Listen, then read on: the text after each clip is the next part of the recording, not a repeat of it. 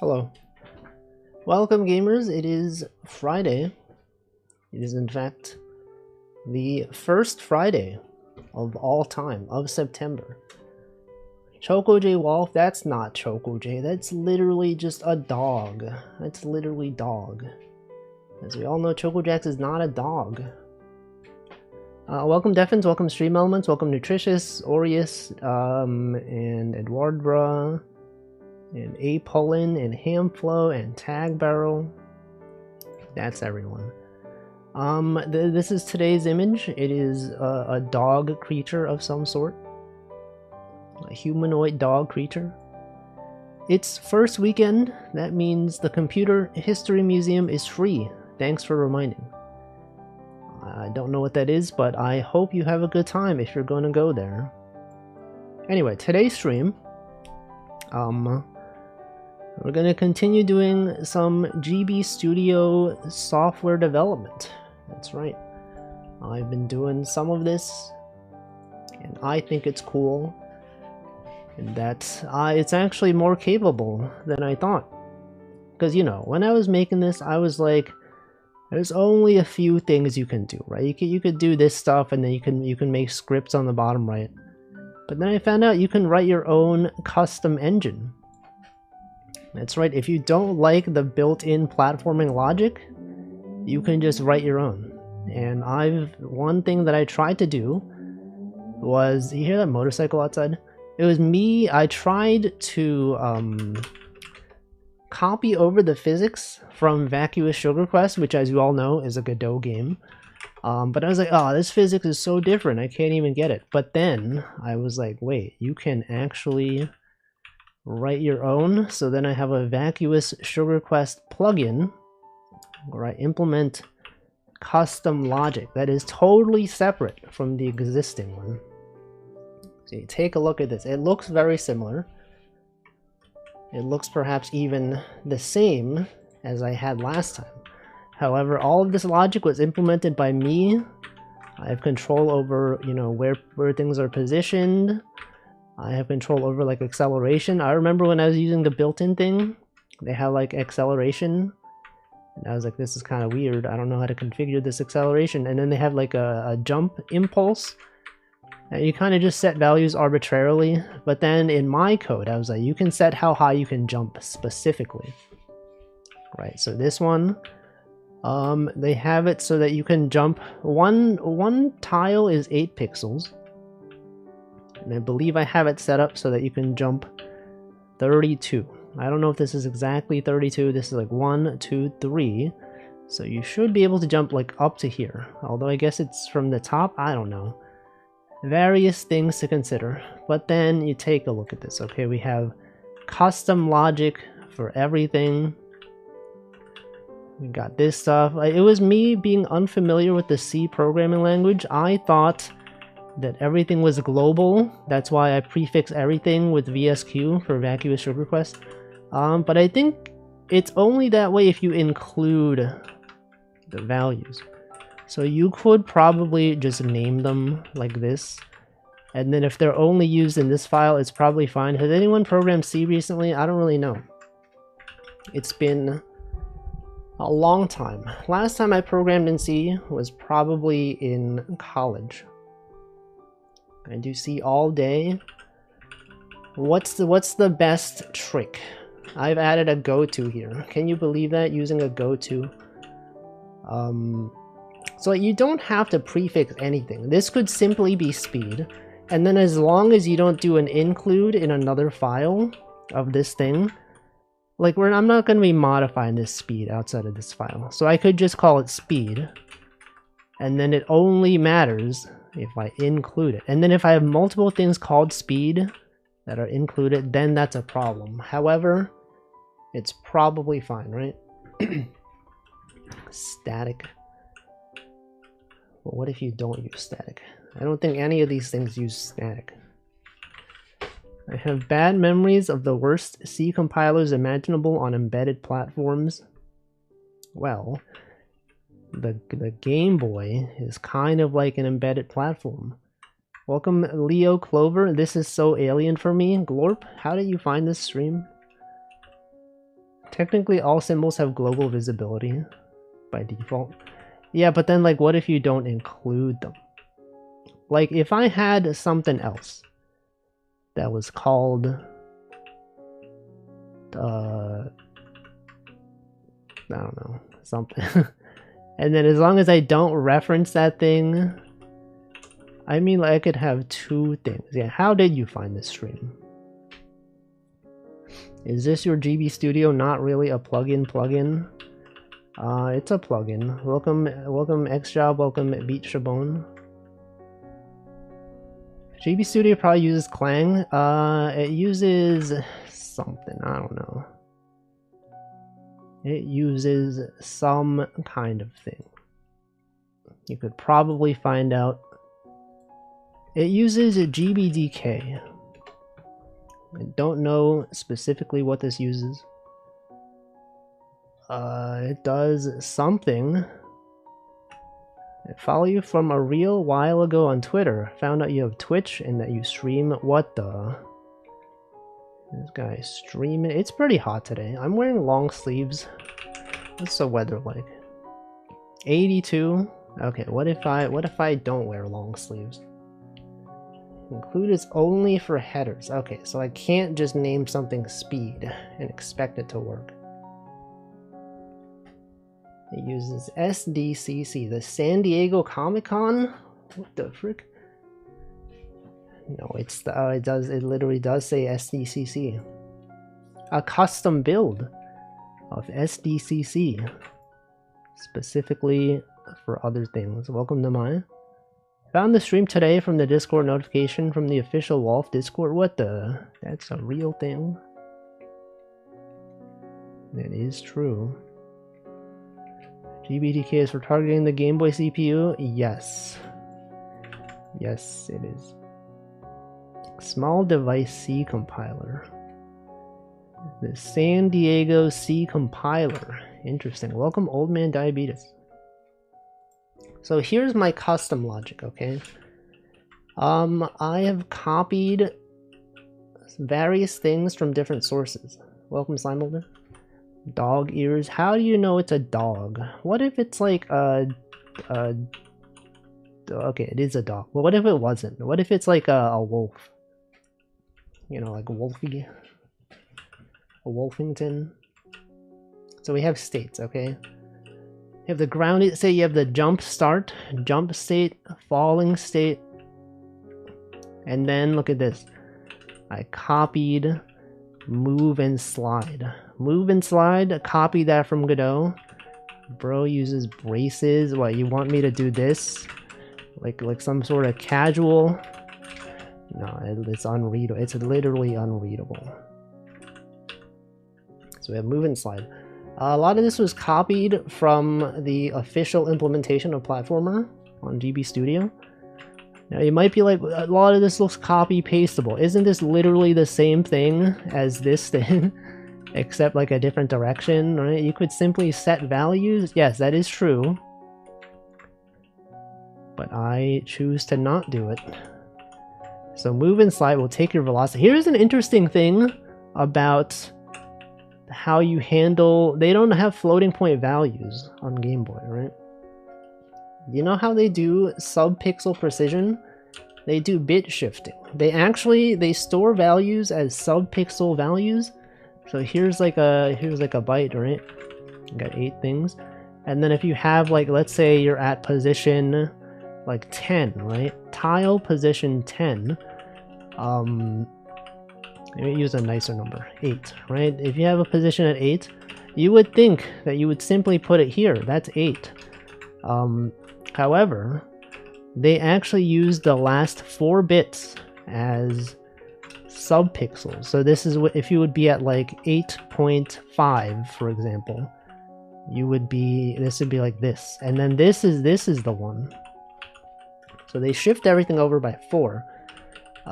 So the 8 would actually be here. Well, that would be a 1, right? This is an 8. And then if you're like in sub-pixel positions, if you're in like pixel 9, you'd be like over here.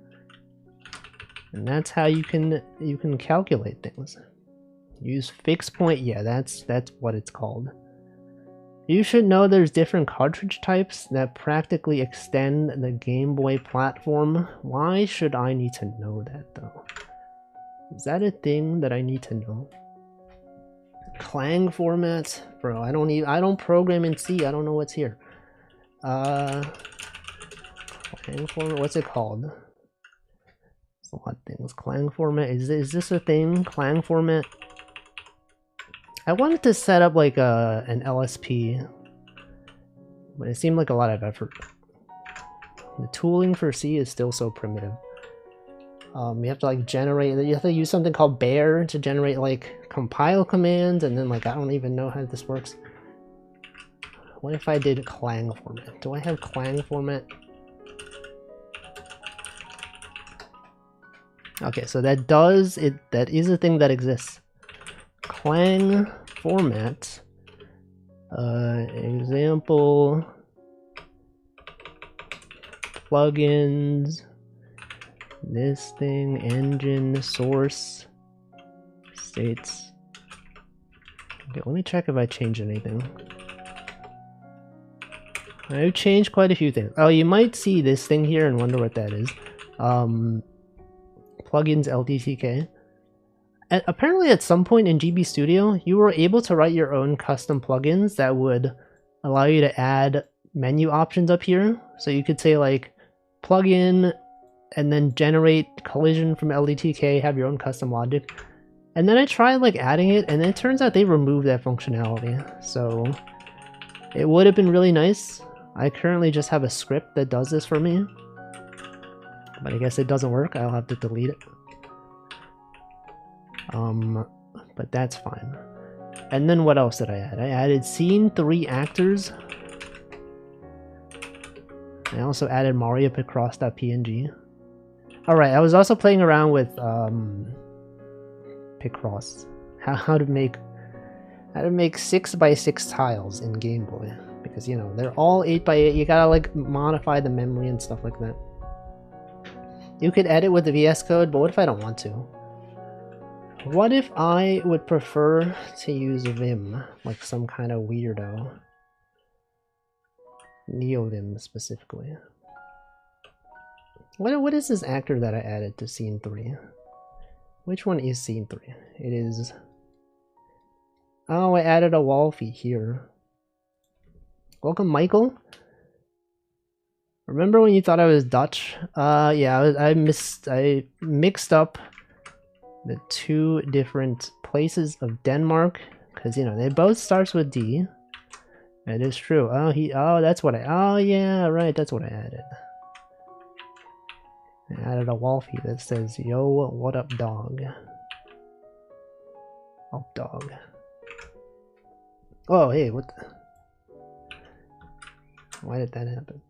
There was a Game Boy compatible Picross game released Released pretty recently on Steam. What's it called? I know there's at least one. There was one called like Taiyaki Paradise or something. I actually played that one on stream before I was familiar with how Game Boy worked. And I was like, oh, this is cool. But yeah, I talked about this on the last stream.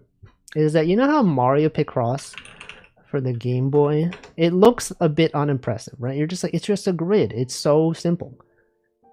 But once you learn how the Game Boy works, it's like, wait a second. The Game Boy uses 8x8 tiles, and yet these are 6x6 tiles. So they had to do like a bunch of magic to actually get that to work. And I was like, hey, can someone download the ROM and find out what the tile set looks like? And then Amai did it. And now that I know, they simply just put everything as tiles. Literally everything.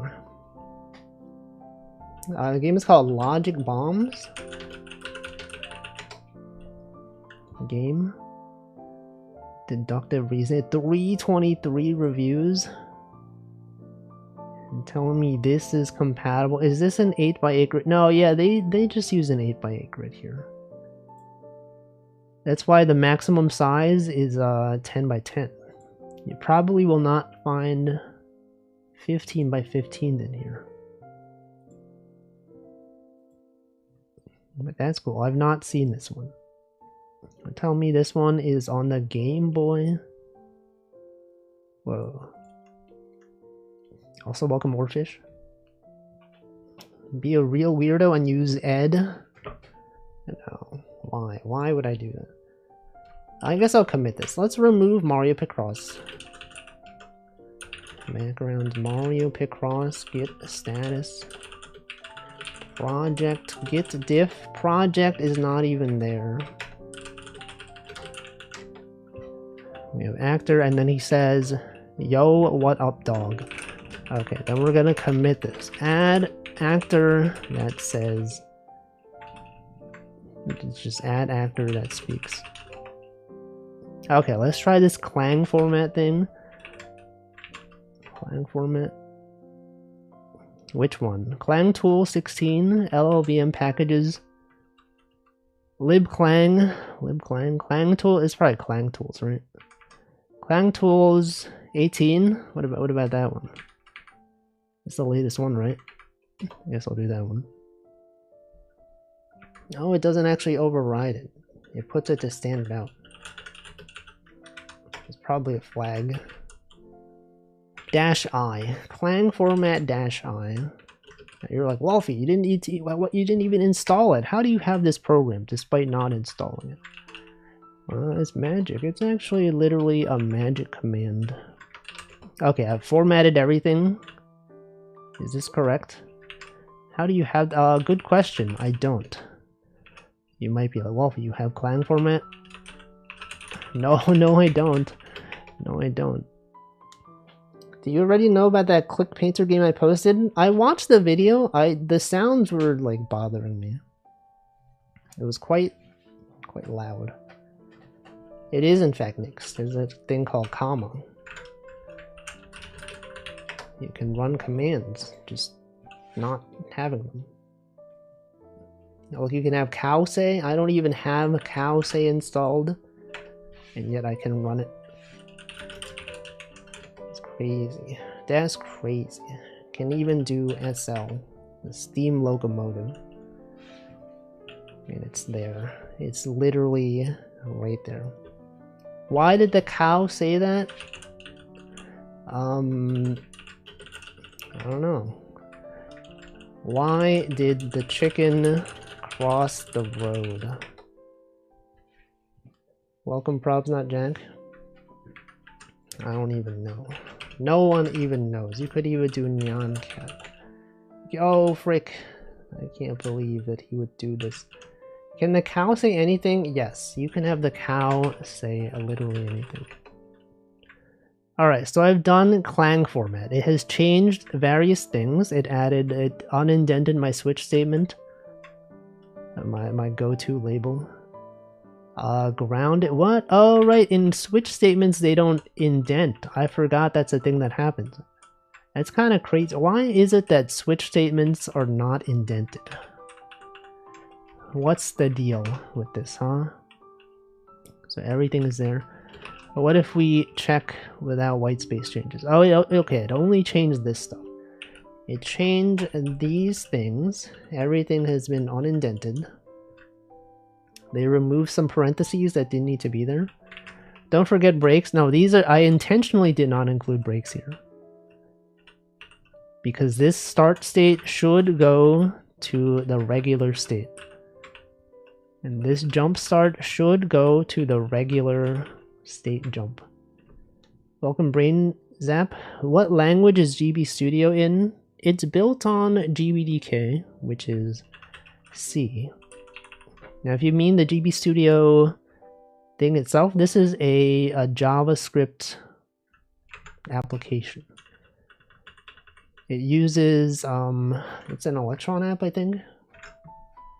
Something like that. But then the ROMs themselves, it includes like a C compiler and like a bunch of other stuff. It has like a, I think Emulicious is like a Java based emulator. Like I think this thing is Java. This thing is JavaScript. The actual ROM is like C, but it compiles down to like some other thing. I don't know. It's a lot of stuff. Yes, it can run on an actual Game Boy. It is true. That's what it's known for. Is that you can make real games that can be played on real hardware. It's pretty cool, right?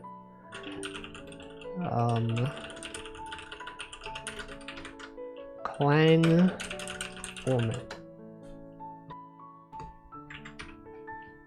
I'm gonna play this on my Analog Pocket. This is not even a real game. It's not even real yet. But anyway, I'm gonna go over the code. How I got this to work.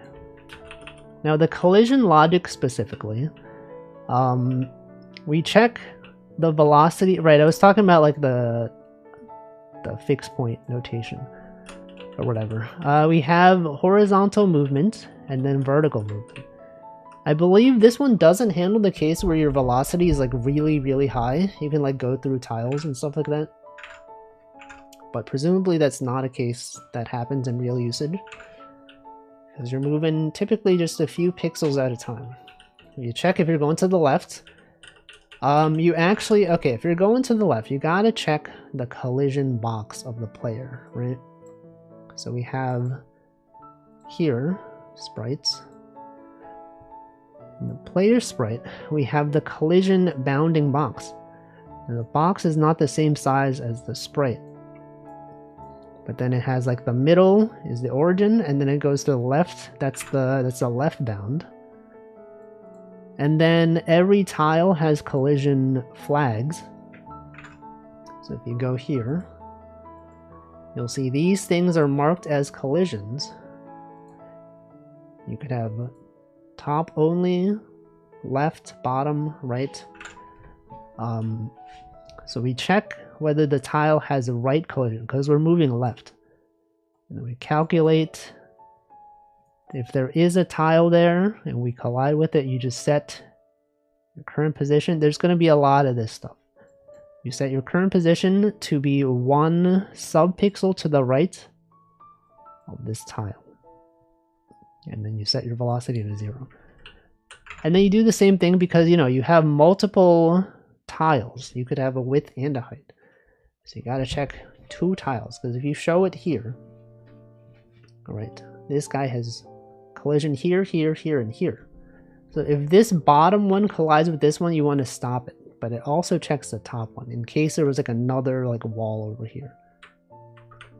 And then you just do the same for the other direction.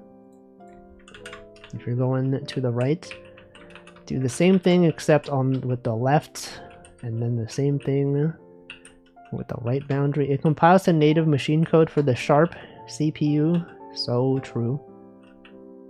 And then you do the same thing for vertical movement. But then in the vertical case, you also have you set this is grounded flag. So if you land on the ground, you set this one. And then we actually use that. So if you update move and slide, in every state we call move and slide, and then immediately after we check whether you are grounded. And if you are grounded, then you set your state. And then on the next frame, you're going to go here, and then it goes here instead. And that's how you can adjust the states. See, look at this. I did use braces. Even the compiler, what's it called? Even the formatter was like, this looks correct to me. Unless you meant this. You probably meant this. I probably had it like this before. But now it's like this. But what if I wanted to add stuff to it, right? That's the annoying part, is that if I formatted it this way, I would have to add some other stuff. And then I format it again, and it's like, oh, look, you don't need it. It goes back to this. Make sure you're grounded. ESD bracelet. True. You can change a bunch of options, but what if I wanted the default to be good? What if I simply wanted the default, huh? I guess I'll just deal with it. Because the point of formatters, to me, is to just use some default. That's good. K and R. K and R. Is that the one that's like this? Does anyone do that? Is anyone indenting their code like this? The braces on the other side. Any fans of this. I don't know how they do it. How do they indent this stuff? Like this? I don't know. What is bro even doing? But yeah, so we have some states. I could try today maybe to add some like climbing state, you know, in Vacuous Sugar Quest. We have if you have the ability to climb on walls, you can then press up next to a wall, and then you are attached to the wall. I honestly don't know why I'm doing this, because I don't think I'm going to be remaking Vacuous Sugar Quest on the Game Boy, but it's just like a way to learn. It's like, what if I want to make another platformer, right? And then I'm like, oh shoot, now I can simply reuse my code. Europeans use 3 spaces. Is this true? Can someone confirm? Is this a true statement? A lot of other stuff could be done. And then what? But the real project that I think I want to make is Picross. Picross specifically with a smaller than 8x8 tile. I think that would be cool. In my opinion. In my opinion, I think it'd be cool. Alright, let's add like ledge grabbing. So the way that I did ledge grabbing in Vacuous Sugar Quest, so you have a character, right? The character has like a hitbox. This is the hitbox. And then we have the tiles, like the walls and stuff like that. We have character here. We have like a point that's over here, and we have a point that's slightly above it. This corresponds roughly to the character's hand animation. So if they're grabbing onto the wall,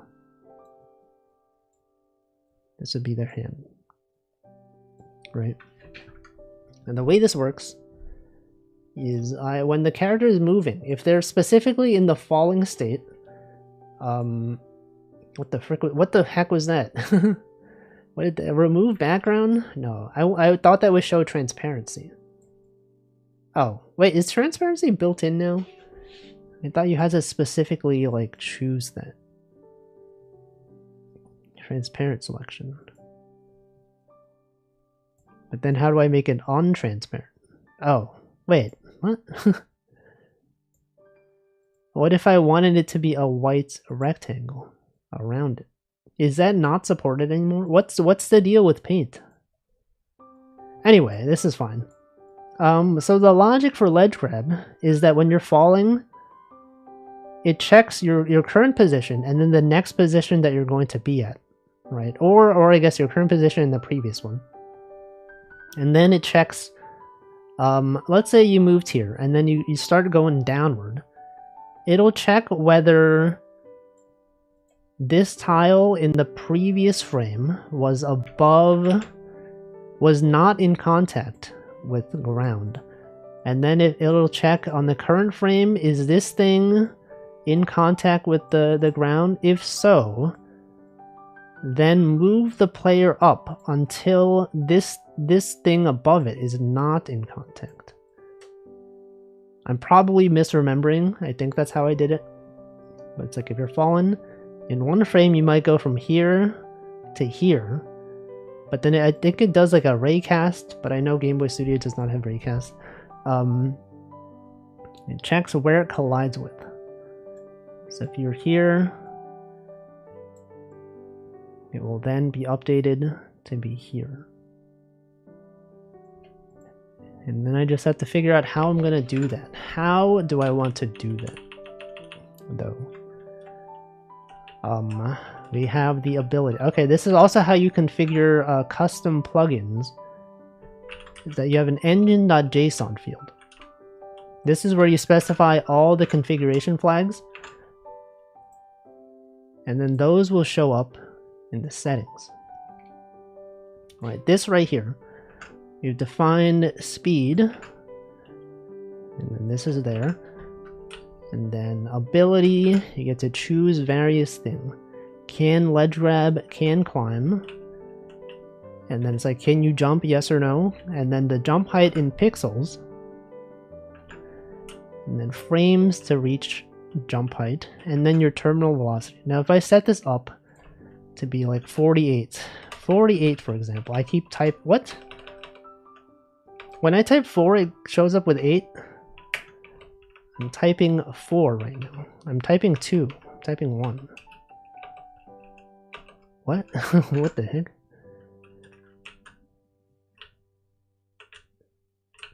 Oh, the minimum is 8. Well, because I'm not done typing it. I want to type 48.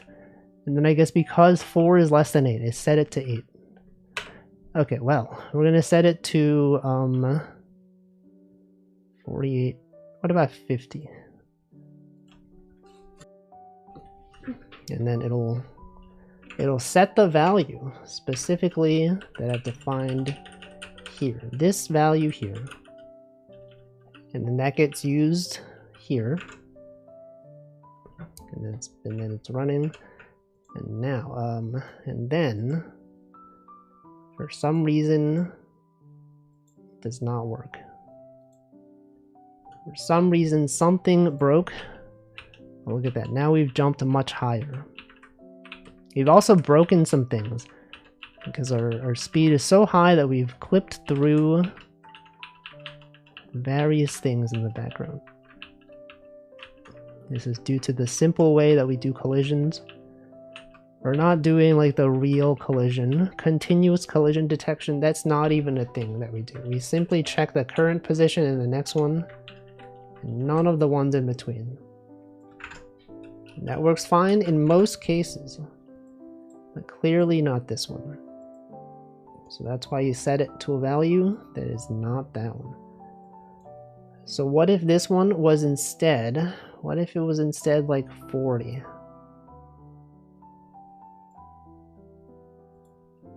Right, and then when it's 40, it seems a lot higher than I would expect. I feel like I probably have some bug in my code where the jump height is not actually the jump height. Wait, is that right? We go like this is 8, this is 16, this is 24, this is 32, this is 40. Hey, maybe that's fine. Is that correct? What if I set it to 8? Settings. Okay, what if it was like jump height specifically was 8? We should then be able to jump up. Alright, because I also set the time to peak. The time to reach the top of your jump is also specified. That seems slightly higher than 8. That's actually like a bit more.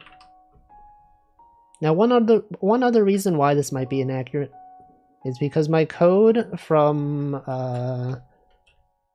what's it called? From Godot, it was in terms of like, it considered delta. Like in a lot of game engines you have this thing called delta time. There's like the time between the current frame and the previous one or something. And then you multiply all your physics things by that, but then like on the Game Boy, you don't really like, you know, you don't want to have floating point stuff. So then I tried multiplying everything by 60 because it runs at 60 FPS. But I feel like I probably messed up somewhere.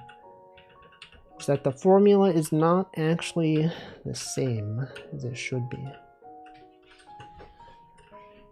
So the formula is to calculate the jump impulse required for various things. Fixed point math works fine. Does it though? Does it really? But then it adds complexity. I would need to multiply every frame, which does not make sense. That's why you pre-multiply them, so that the jump impulse, the gravity is how much would be applied every frame. Which maybe is not correct. I don't actually know. So I take the jump height, I shift it by 4, so that it's the sub-pixel resolution, and then I divide by this. Maybe it's because I divide, maybe because of this jump time to peak is actually wrong.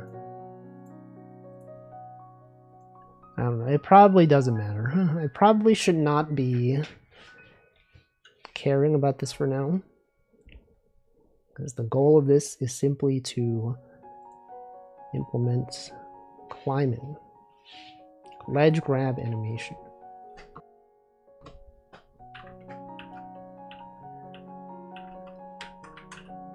Right. Now it's approximate. The CPU does not have a divide instruction. Yeah, but I mean, it's compiling the C code that does the division. There's like something there, right? Do they use division here anywhere? Does the code in GB Studio even use division? What do I have? Okay, what is jump frames to peak? Is 12. Welcome, Piss. Oh wait, why is the fishing cat not working? Oh, because VTube Studio. Your Twitch login for VTube Studio is expired or invalid. Okay, I have to reconnect my Twitch to my VTube Studio. 1 second. Go down here. We go to connect account. Click authorize. You may close this tab and return to VTube Studio. Okay, and then what? Is it working now? I don't actually know. Check that it is not using a udiv built-in, which then has to do it in software. I mean, it's fine. It's only doing it once. We only do division once at the very start. And we update gravity. Okay, there it is. This is so sad. I'm going to scream and cry and drool. But it works now. It works. You no longer have to do any of that stuff.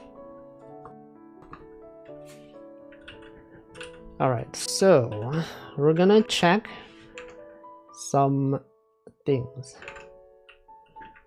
The question is how. Well, okay, so in move and slide, we want to check before we move the character. We want to check if there are any collisions. Okay, this actually might be kind of complicated. How would I do this without waycasting? So it's like if you're moving to the right,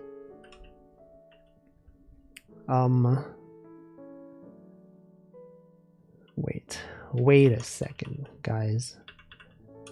How does that even work? So you take your previous Y position, and then if you've moved more than one tile, you check if there's a tile directly next to you on the right side. And if so... Why did I choose to do this on stream? What if I did something else today?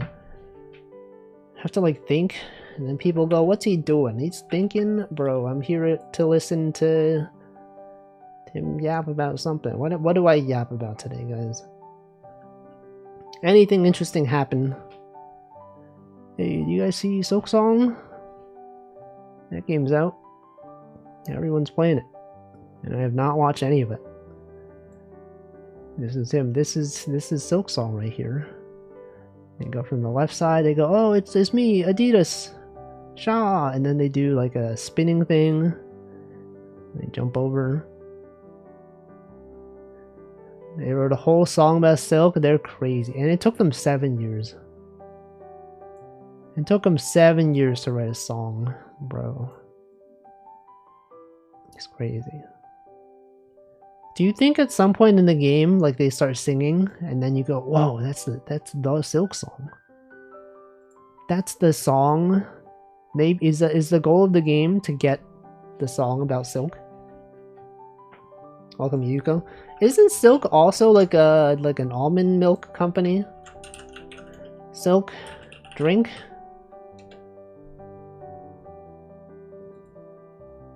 So yeah, it's an almond milk, coconut milk.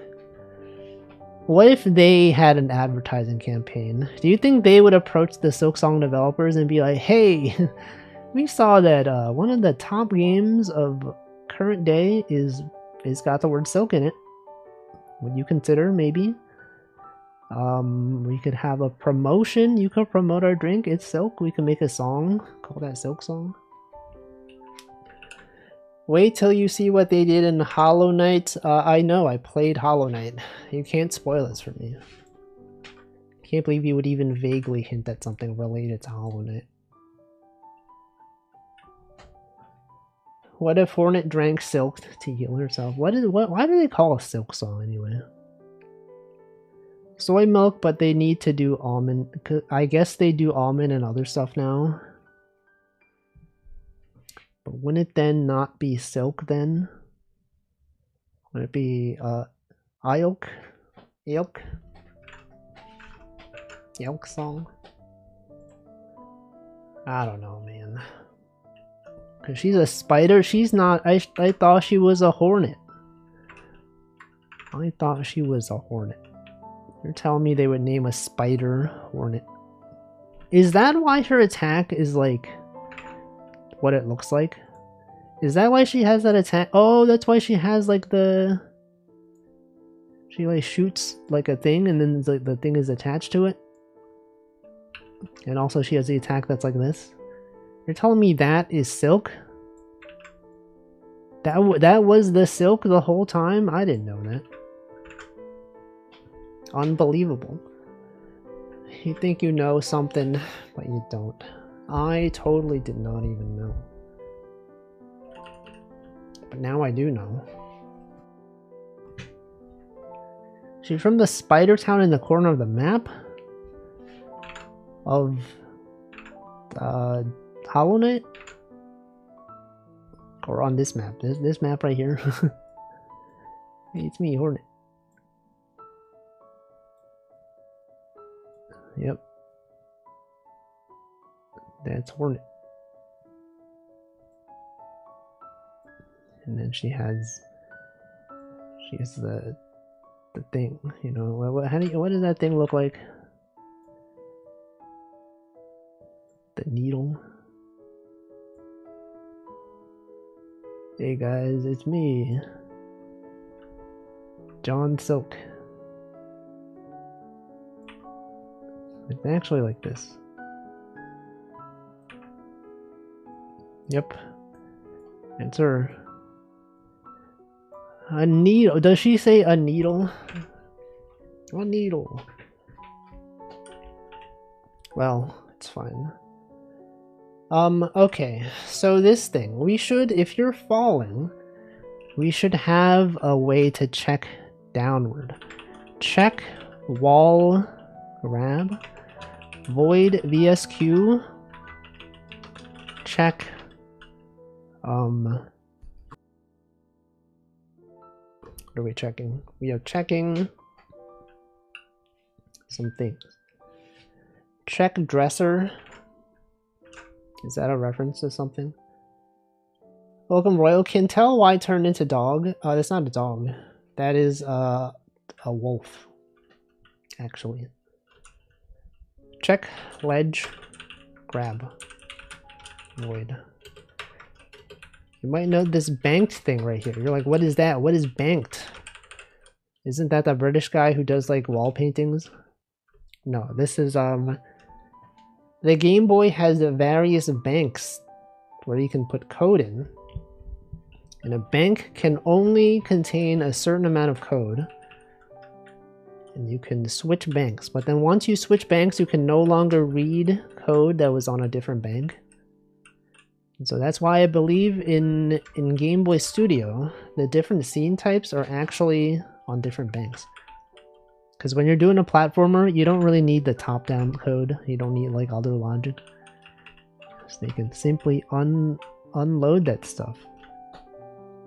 It is a Limu reference. I'm not really familiar. What about this specifically is a reference to Lime?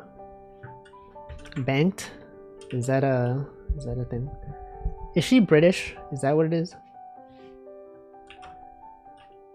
Is that the thing? Banksy? Banksy? No, it does. It doesn't even have eyes. How can the bank see? It doesn't make any sense, bro. Literally makes no sense. You're telling me that it makes sense? I don't think so. Okay, so how do I do this, guys?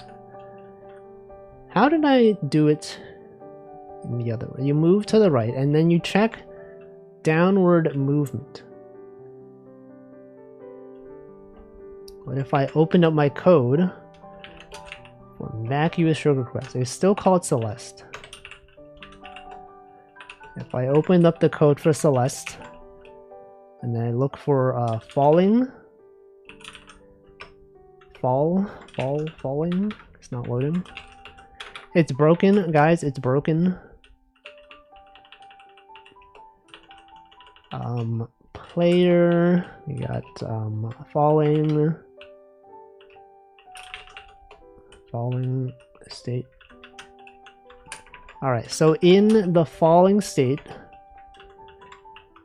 we check can grab ledges and ledge check is colliding. Wait, if you can grab ledges and the ledge check, which I believe is just a pixel somewhere. Falling ledge grab check. Ledge check is position. You set the ledge check position to the player's current Y position. And you set the position. What? Oh, it's actually it's a downward ray check. Ray cast. So you set the position. The target position is the player's current position, which is here. And then you set the current position to player wall grab point minus player DY. So this is how much you've changed from the previous frame. So if you were here, okay, it's just setting it so that it's above. So this is where you were in the previous frame. And then this is where you are now. So it's just setting this to be down here.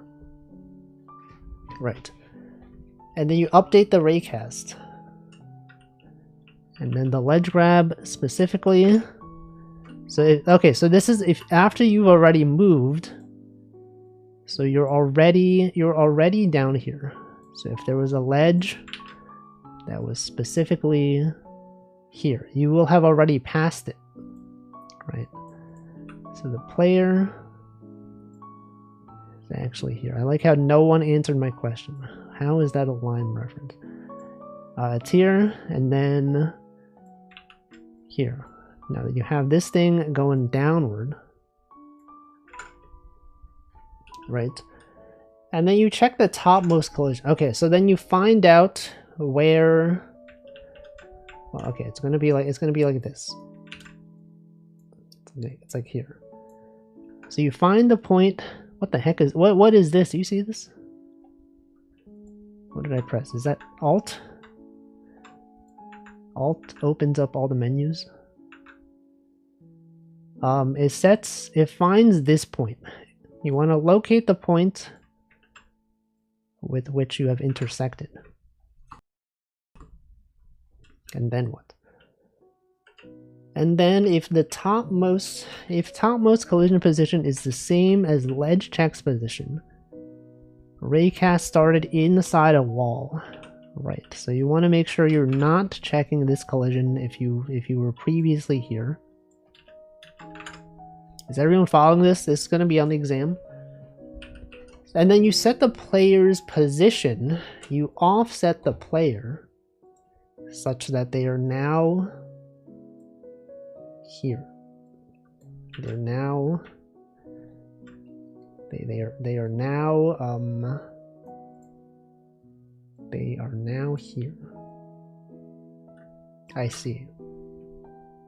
It's me trying to understand my own code. The current wall velocity. Oh, this also needs to consider if the wall is moving. That's fine. We don't need to consider that. That's not a thing that'll exist yet. Okay, so theoretically that should be simple. Thankfully I did so well on my homework that I can pass the exam and still pass the class. What are you talking about? I thought you were employed. You're doing your homework? She was playing that game where you order the woman around with your voice. She wanted the woman to check the dresser, but the woman didn't understand. She kept saying check dresser in various accents. The woman in the game would check all the things except the dresser. I see. Thank you for explaining. I did not have that context.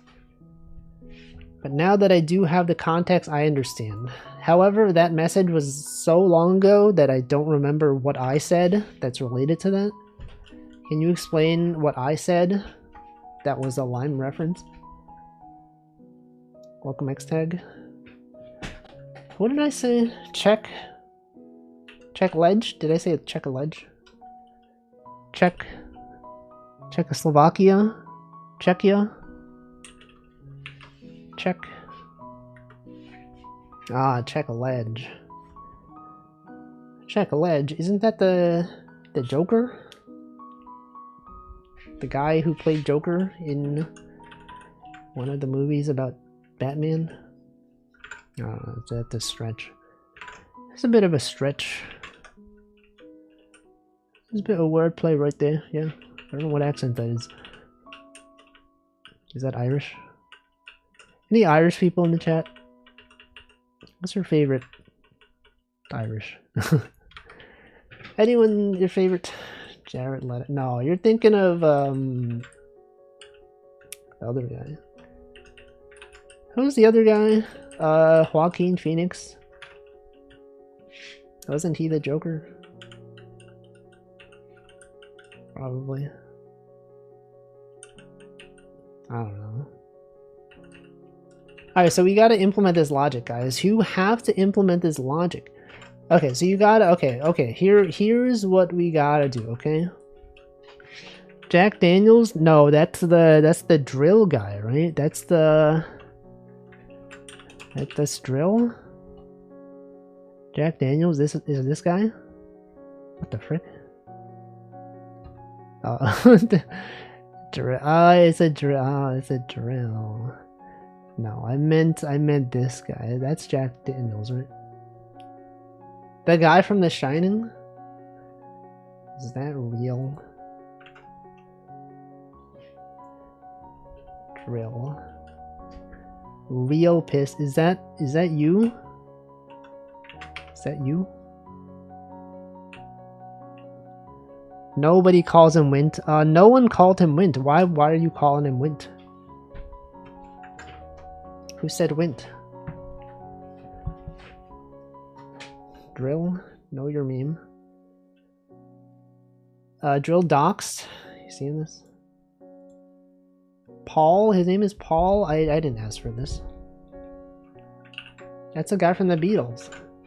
You're telling me the guy from the Beatles is Drill? Crazy, man. That is freaking crazy. Okay, move inside. I should have VSQ collision. We should have a value that returns true if you have collided.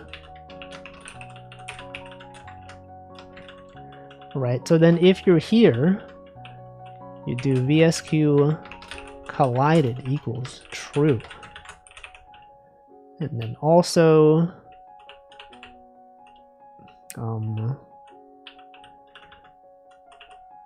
it's also here. In here. And also here. Thinking of drums? Am I? What's the deal with drums, guys? What's the deal? Remember when everyone found out Horse eBooks was some guy? It was an advertising campaign. Well, it started out as, I think it started out as like a real, like, bot account or something, and then it got bought out, guys. The bot account got bought out. It's crazy. Did I welcome Zoe? I don't think I did. Welcome. and then it was all mad. And then it ruined everyone's trust in society. Actually, I guess we don't need to know if we've collided. Because you could ledge grab, although you did not collide with anything. So I will also remove this. What does custom engine mean? Well, if you were here, Zoe. I don't know why I'm so like pretentious about this. If you were here at the beginning, you would know. I write in custom C code rather than just using the built-in commands here. Rather than perhaps setting this stuff, like, you know, update position, do this stuff. I've replaced the platformer engine with my own. Yes, you can do that. That's how the everything is implemented, actually. The platformer scene engine is its own C file that you can just copy from if you wanted to. Horse ebooks. Horsey, that's the Pokemon.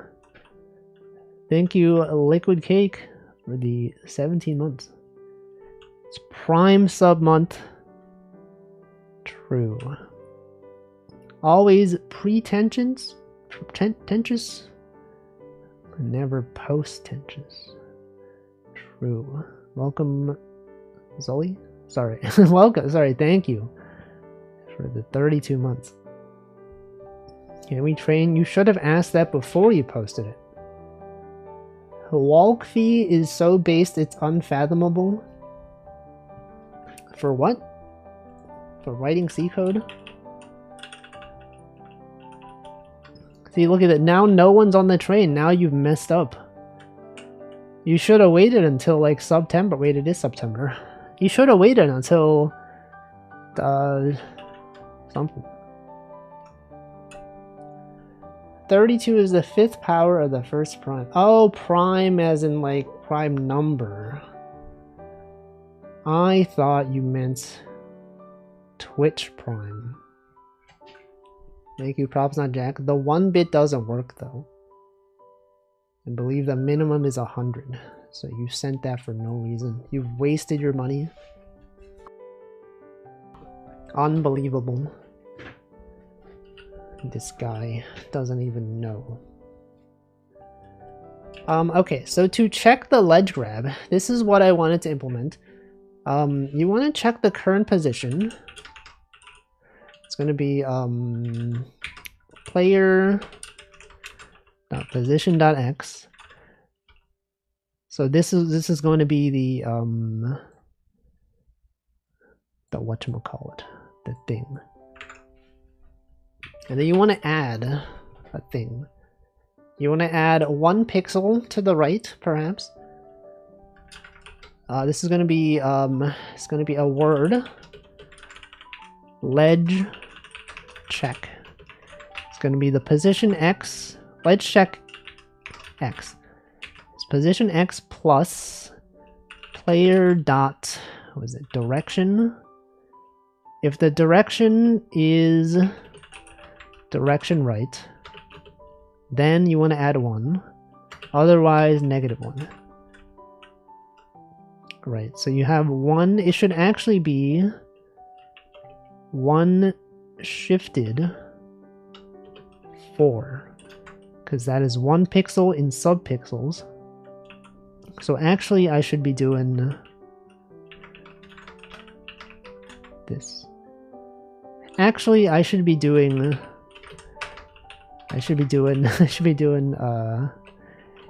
this. And then from here, I should shift it back forward. And you can get rid of the subpixels here. And then simply check whether this thing is there. I was at a con today, spent 2 hours playing Mahjong, like real physical Mahjong. How did that go? Isn't it like really annoying though? Because like, it doesn't tell you what you need to play to win. It also doesn't like tell you the score. You have to like figure it out on your own. You have to be like, okay, after every round, you gotta be, oh, okay, we got 4 foo and like 5 the other thing. And then this is, and then also because the Riichi stick was there, and we had 3 players with the Riichi stick, then it's like, you know, 3,000, and you gotta like add this thing. It's crazy. You need more brackets there. Is this thing a priority? Is it like this? Is that the better one? Do I need this? I don't know. You can't even see the whole code. Ledge check X. And then word. I don't know, but I did on line 161. This one. Why are these parentheses even here? Why was that even there? Didn't I run Clang format? Should that not have gotten rid of excess parentheses? The file type is C, but it could be Lisp. Oh, guys. It's Lisp. There it is. That's the code right there.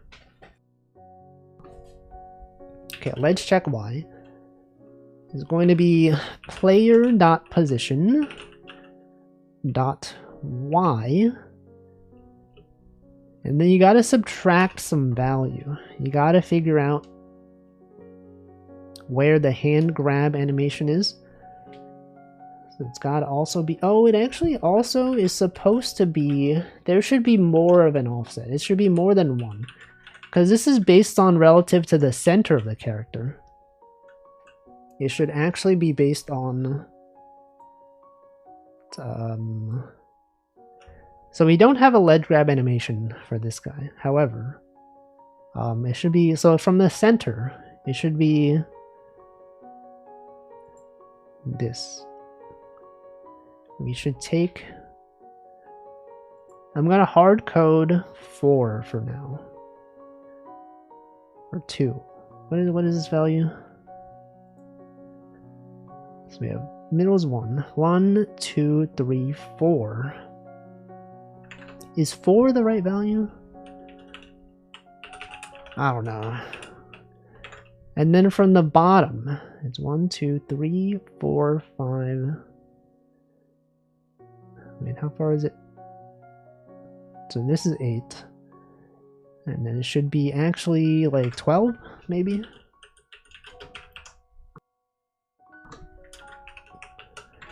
Position Y minus 12. You gotta shift everything over. And then shift it back.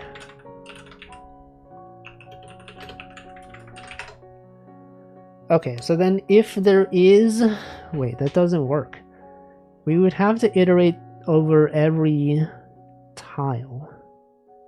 We need to store the player's previous position. Is that already available? Probably not. Actor. Let's check the code. GB Studio. I also did not hydrate 9 minutes ago. I can't believe this. I'm gonna drink water right now.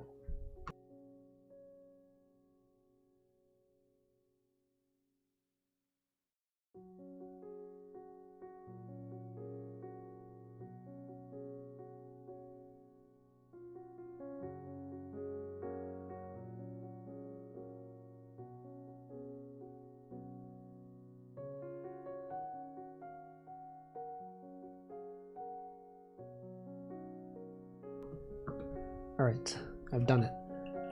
We're gonna check GB Studio. You know, one thing annoying about GB Studio is that their main branch is not main, it's develop. So when you search for things on GitHub, it does not show you what's currently on main, it shows you what's on develop. And they've changed a lot of stuff. GitHub GB Studio. Welcome Private Lexi. What were you doing? Were you playing, is everyone playing Silksong? Probably not. Shout out Private Lexi. Now you were playing Sega Rally 2. I hope you had a good time playing that game. I'm a real gamer. Play real games. Yeah, imagine playing Silksong. Can't even believe it, man. Raiders, we are making a Game Boy game. You can play this on real Game Boy hardware if you wanted. Jumping. I'm trying to implement a ledge grab mechanic. Copying from one of my previous games. Surely Wolfie will play Silksong as well? I don't think so. I don't think I will do that. I remember when ChocoJax raided someone yesterday who was playing Silksong. They assumed that she was also playing Silksong. I was like, why would you assume that everyone's playing Silksong? People can't raid into the Silksong stream without also playing Silksong. Bro, come on. It's like, I hope you were having a good time with the game. She was not even playing the game. Unbelievable. Things in society nowadays. You can't go a single minute without people saying something about Silksong. Like I did. I don't know, like you rated. No one even brought up Silksong. And I was like, oh, were you playing Silksong? I believe that is a reasonable assumption to make. A lot of people are playing that game. That is, in fact, something. Pilksong, I already said that. I said that 2 days ago. I also said Milksong. And I was trying to think of other words that rhymed. I don't even know. Yeah, you were even there. You stole it from me. Did you see the news? Silksong release in -1 days. Whoa. Old Man Diabetes has been playing it all day. Have you? Isn't that game scary though? I think it's kind of scary. The game is too scary. The game that crashed Steam and the eShop and the PlayStation Store and the Xbox Store. Over 1/3 of the people I follow that are streaming Silksong. Let me check my list of people. Of the people that I'm following, there are at least... well, I can't count how many. There's like at least 30 people online probably. How many are playing Hollow Knight Silksong? 1, 2, 3, 4, 5. Actually, that's surprisingly low. Only 5 people of like the 30 I'm following are playing Silksong. That's crazy. What if someone streams Silksong in the retro category? Focus? What, the skill from Uma Musume that reduces reduces speed loss due to slow start? It's crazy. Dead game. This guy. No one's even playing Silksong. Concentration? No, that's the upgraded version. It's a different thing. Focus is the lesser version of concentration. 9 people I follow are playing Silksong. I have 6 people playing Silksong right now. What about... I don't know. What about Zilkzong? What if instead of Silksong it was Zilkzong? What if the aliens were like glorp glorp Zilkzong? Wouldn't that be so funny? 3 what? What am I doing? Ledge check X. Okay, so we want to check... right, I was going to check the previous position. GB Studio. See, this is what... I was talking about this. You cannot search because the default branch is develop. Can you search on a branch on GitHub? Develop, and then everything is on main. And then you look for actor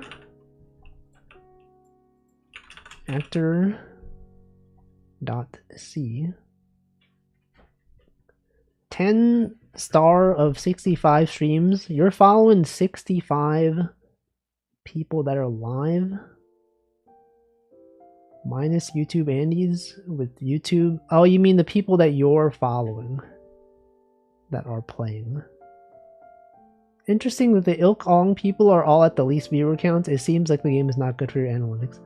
Oh, it's because people, like, if people are interested in playing it, they probably won't watch you play it because they don't want spoilers. And then the people that don't care about Silksong are probably, like, not gonna watch your stream because everyone's playing Silksong.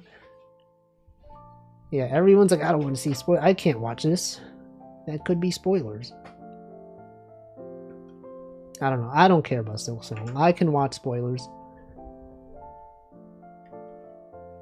Yes, git switch develop in grep thing, but then I'd have to clone the repo. What if I don't want to clone the repo? Oh, actor.prev. What is actor.prev? Deactivate if off-screen. Actor prev. Actor equals prev. What is that? What is prev? Previous position. Position. Position.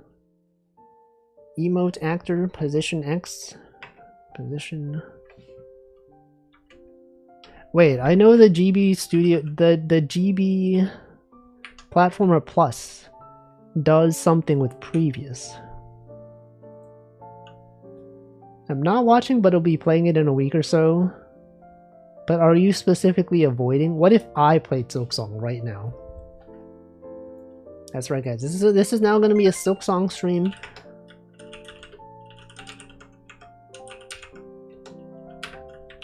Oh, frick. He's playing Adidas. If you do it, I'll watch. I'm playing it right now. It takes 2 seconds for you to delete it. You're gonna spend more time if you avoid cloning it. No, but look, it has so many resources. It's got pre-built binaries in it. Think of the storage space. Got build tools. They got the Linux version. It's literally, it's like in the repo. They got the entirety of like GBDK. Mod to GBT. I don't even know what this stuff is. It's actually not a big deal. It's probably not that large. However, it is something though. Look, 26 kilobytes. Are you kidding me? Look at this. PNG to asset. I'm going to be downloading 122 kilo. They included the entirety of SDCC in here. 2.8 megs in source control. Where are they? Crazy? Look at this. And it also has the history. Not even using LFS for this. It's fine. 1 minute. 1 minute. 1 million SSDs. Yeah, SSDs. Got them. Got him, guys. Can't believe he fell for this. Probably doesn't matter. Anyway, what I was saying is that I know Platformer Plus does include some logic for previous.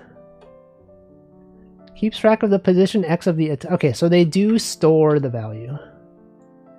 SBs... It's for B's.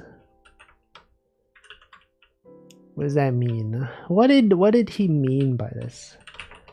What did they mean by this? What did this individual mean by this? So we can store previous value. Well, you'll note that none of these functions actually accept parameters. I don't know how to do that in C. Do you simply just write int previous x int prev y? It's not even int, it's a word. Word? Do I simply... Yeah, I'm just going to make this a global. Because that's what people do in C. Word vsq prev x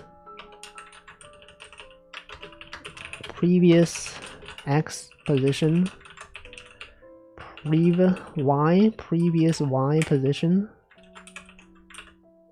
Okay, and then what?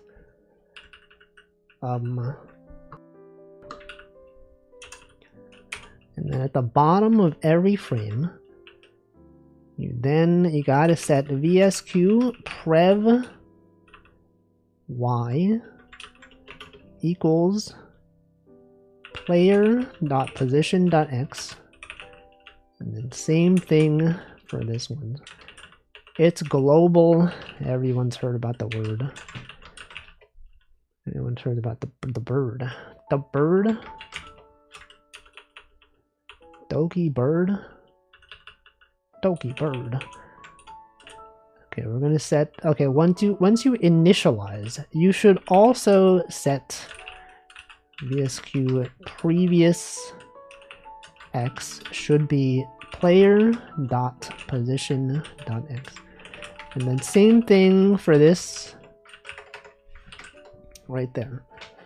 Okay, so now that we have that logic that is here right now,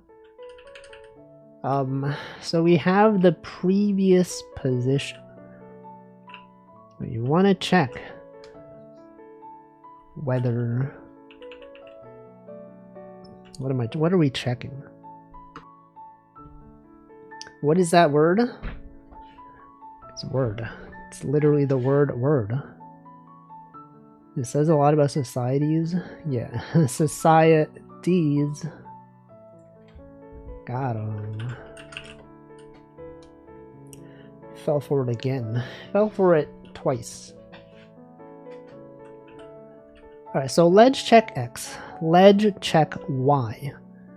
Now we want to check previous VSQ previous Y if the previous thing was on a tile.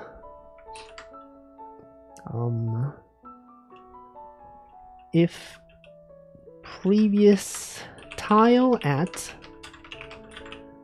previous Y. No, what am I doing? Previous Y in X. So we have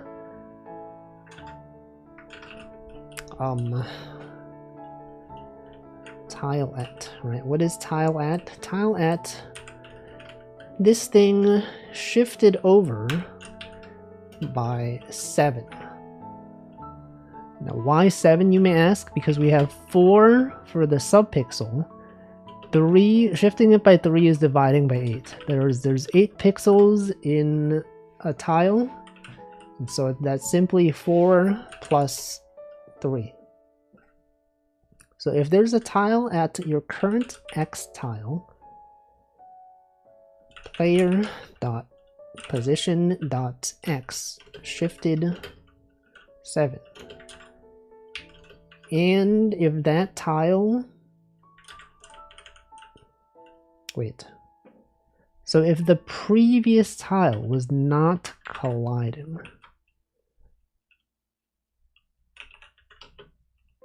is that a thing? Is that what am I doing? Word prev previous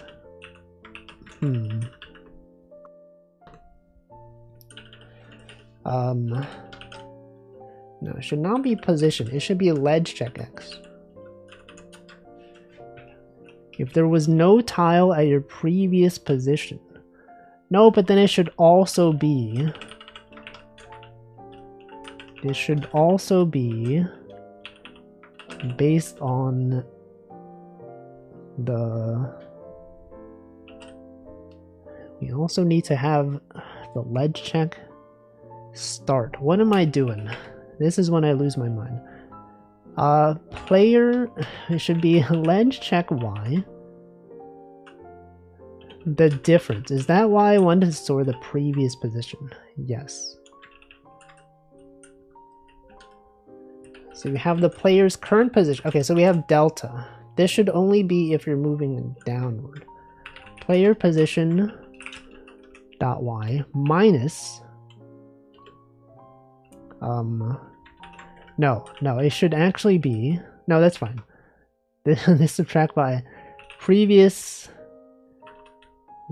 okay, so this gives you the delta in subpixels moved between frames, right? And then word ledge check y previous is equal to this thing. You've subtracted these two, and then you need to what? And then what, guys? Ledge check y plus minus. It's actually minus this. So then, if your previous ledge check y was not colliding, and the current one is colliding,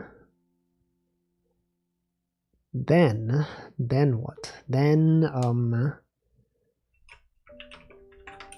good question. Good question, guys. That is actually a good question. You bite. You bite. No, you don't. I don't have anything meaningful to say, but I can share my experience of punctual trains in Germany. Sure, you can feel free to do that. Zoe, what is your experience with punctual trains in Germany? Colliding.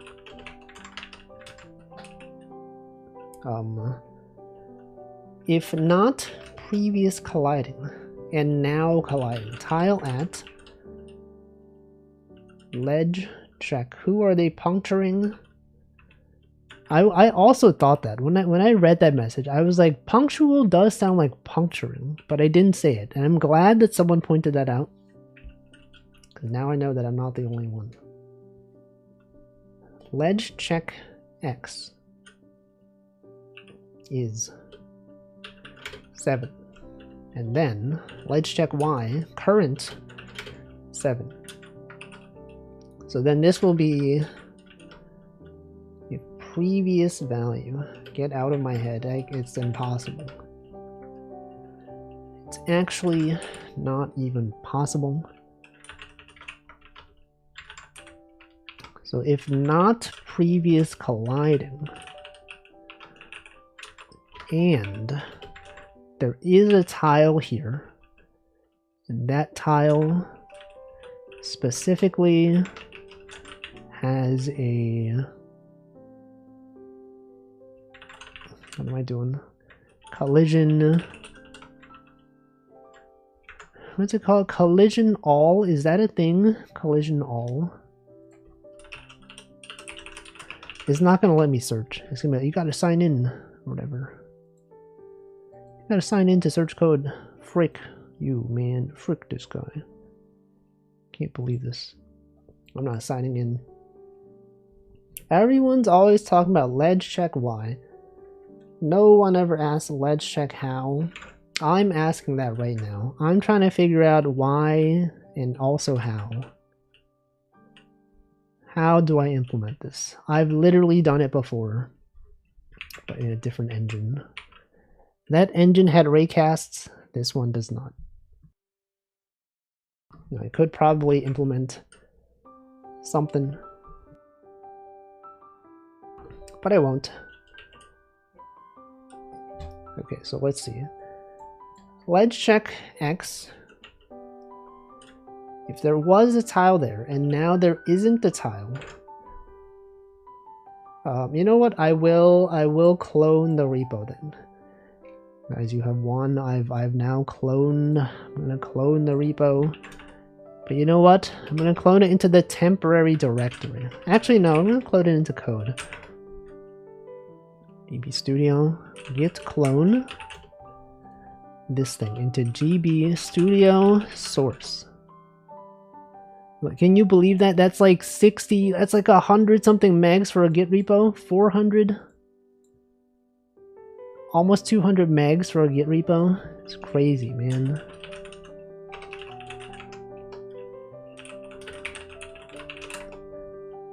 Okay, we're gonna look up collision all. Okay, so there is collision all. Collision all. What? Oh, my caps lock is on. What the heck? Let's see, I was taking the train today, 7 minutes late. What made it arrive on time in Frankfurt and even be 9 minutes early at the penultimate stop? It was defusing a World War II bomb. What? What are they doing there? What is the bomb even doing there, man? Have they tried asking this?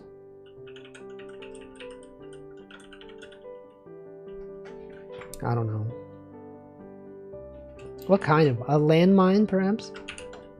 Isn't that a thing in some places? They had like landmines that they never diffused. And now places are dangerous.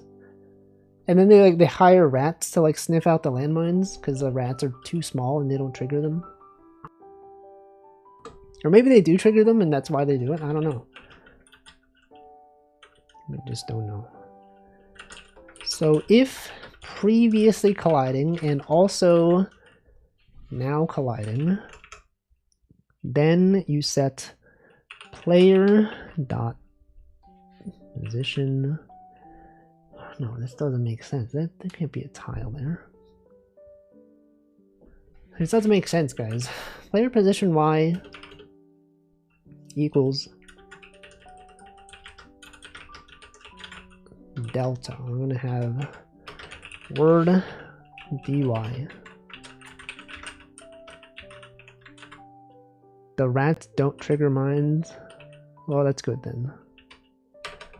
Minus equal player position y minus equals dy. No, because you don't want, what the frick? You don't want this to be minus dy. You want this to be set to the point that you collided at. It's been an hour and a half and I've done nothing. Why is this so hard? Developing software while chatting is impossible. Let's check. You want to set this one. Oh, you don't want to set this here. You want to set this to be ledge check x shifted over by, well, wait, this should be ledge check y. And then you want to set the player's current position to be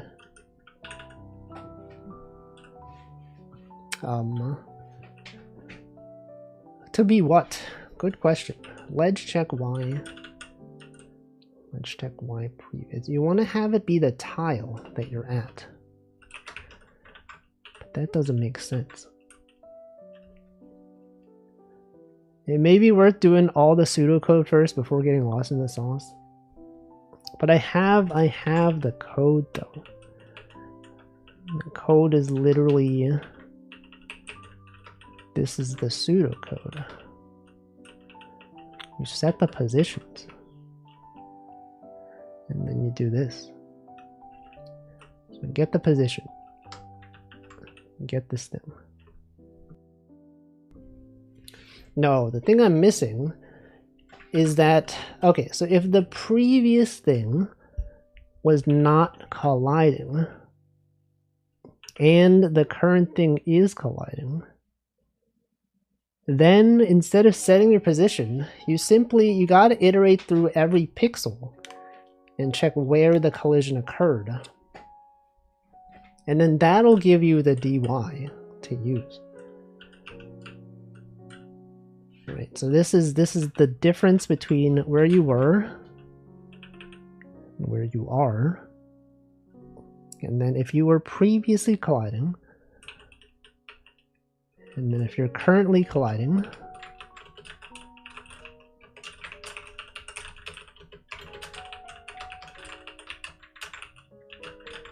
then you should only run this if you're here. So then if you were not previously colliding, but you are now colliding, then you have to iterate through. So for I equals 0, I plus I is less than dy, I plus plus. You want to go through every position and then find the first one that is not colliding. No, you want to find wait. You want to go from the bottom and then check the first one. You could do it either way. You could go from the top, find the first one that's colliding, or you can go from the bottom and find the first one that's not colliding. It would be very similar. But then, okay, so then we do this.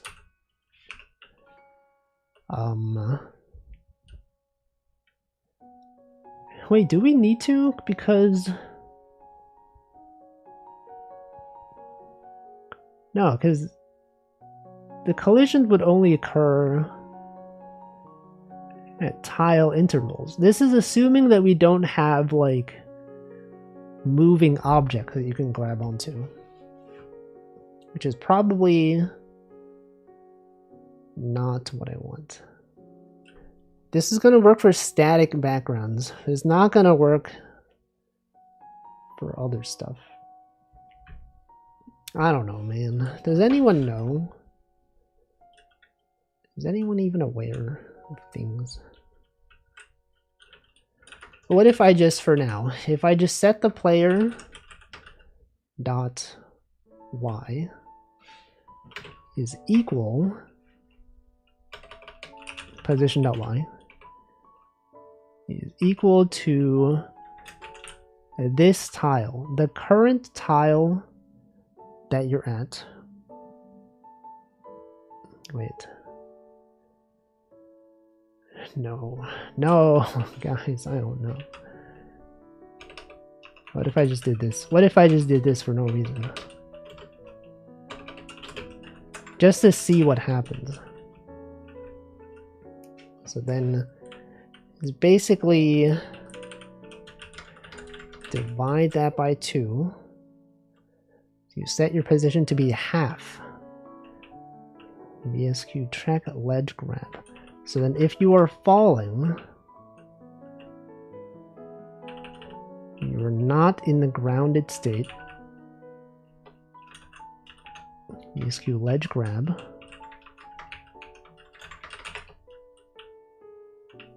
And this is probably not going to do anything. It might not even compile. It's probably going to be like, hey, your code is broken. No, okay, surprisingly not. So as expected, it does nothing. That's cool. That's great. That's great, actually. So then what? VSQ check ledge grab.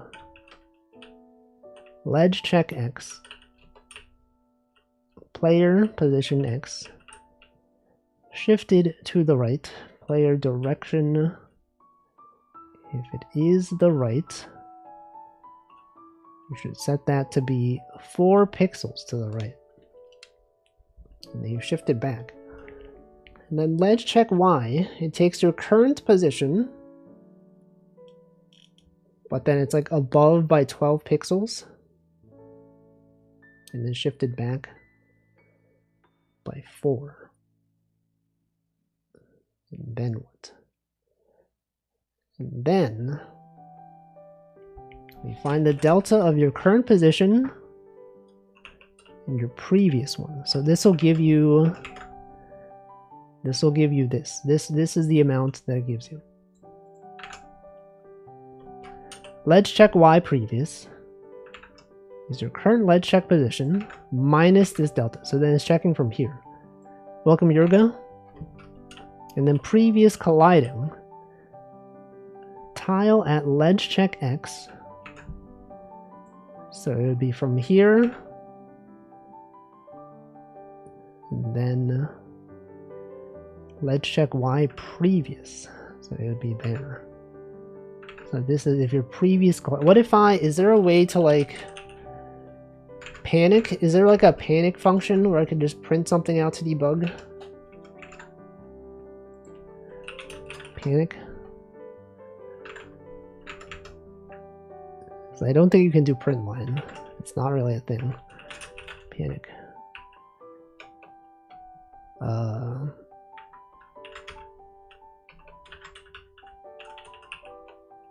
Is there like a print that I can use? Print? Can I call like print? Bro. Game porting. Wait, can we print this? Is that possible? You can print? Where does that show up then? Is that a thing? Print? Print? Hello? Is that valid? Surely that's not valid, right?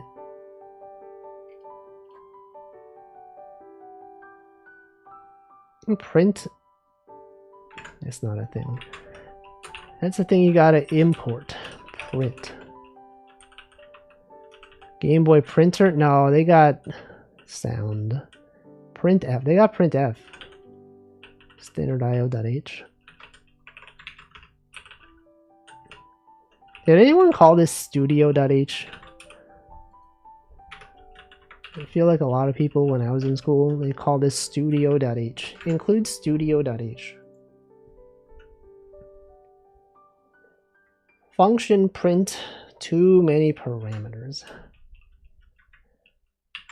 Man. If mega duck. What is that? What is that? What are these? What am I looking at here? Sound.c. Print go to print. Unsigned.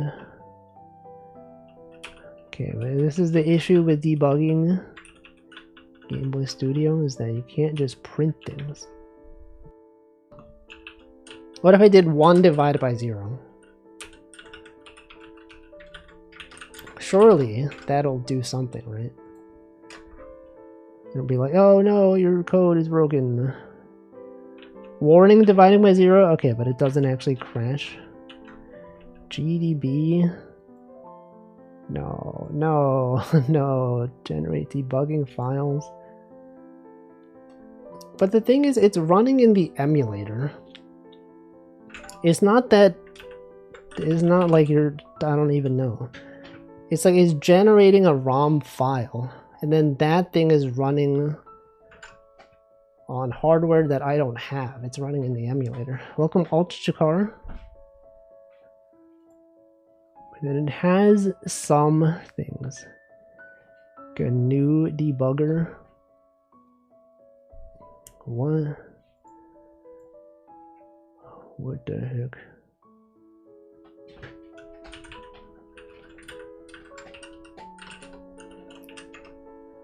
Okay, so previously colliding.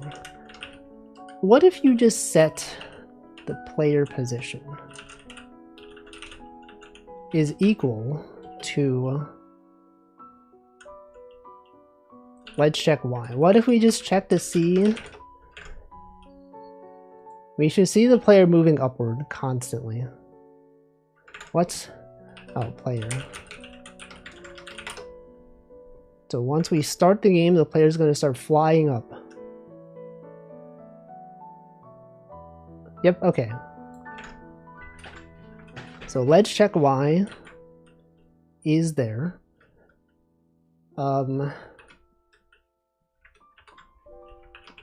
Okay, what if we had I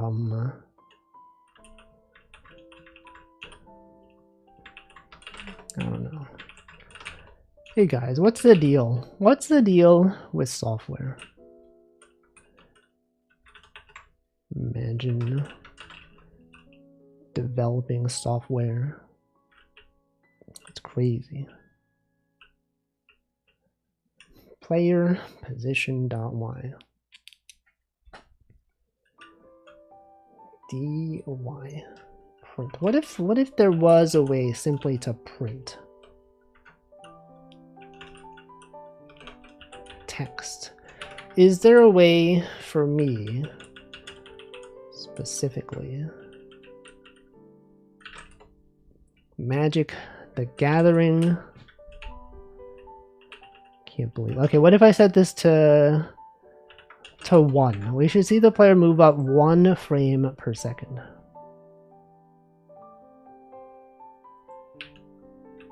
But they're not. Oh, right, it's not 1. It's actually... No, actually 1 is fine. So why was this not working? 12 works, but 1 does. Oh, because of gravity. Okay, what if it was like 2? What is gravity set to? What even is gravity?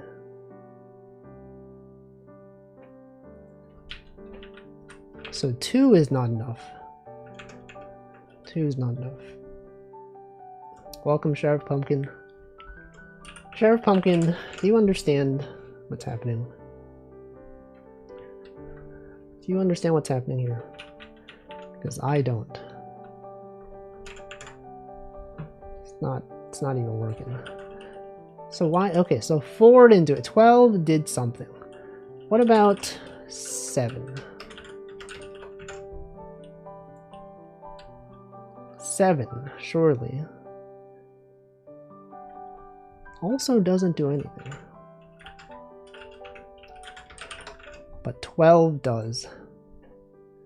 12 does in fact do something. 10 doesn't. But 12 does. What about 11?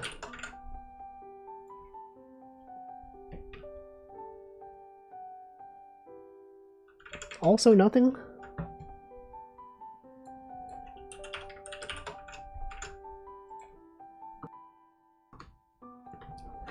The Sheriff Pumpkin does not understand. Wait, 12 now does nothing? It did something previously. Now it doesn't. Now it doesn't do anything. Oh, because I removed... right, because I removed this. Okay, that's actually... Well, now it should do something. Now we should go up 1. No, it does. Okay, that also doesn't do anything. Man.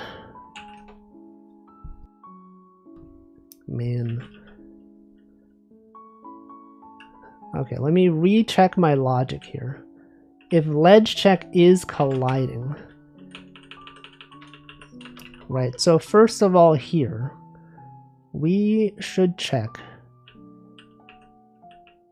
if you're currently colliding. So this is only valid if you are currently colliding.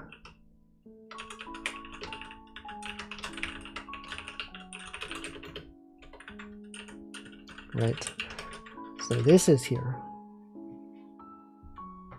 And then what? Then if what? If ledge check is colliding, then you do this.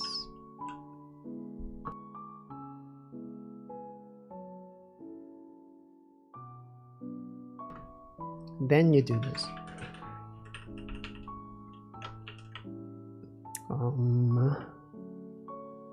Wait, I don't really need to shift this and then shift it back.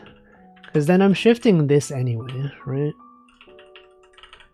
So this thing could simply just be... Oh, but then I'm doing it because of this. But then you can shift this by 4.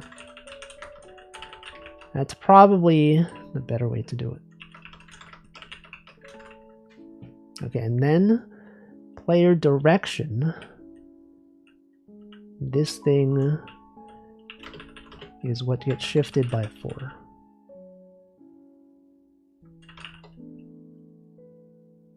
Right. And then, so now we have if not ledge check colliding, return. Right, there's simply no reason to continue. And then from here, we get the topmost collision. Falling ledge grab check get collision point. Topmost collision.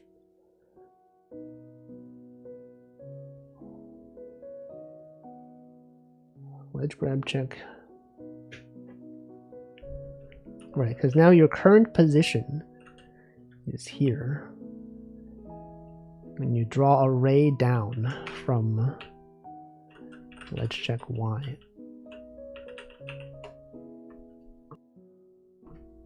Ledge check Y. And then ledge check Y previous is here. So we do need this stuff. You take your current position, subtract from the previous one, and then what?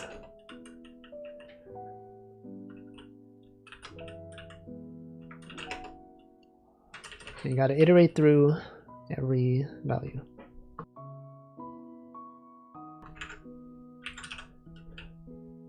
Set the position equal to this one. Okay, so for I equals 0, I plus plus, sorry, I is less than dy, I plus plus. So then you want to check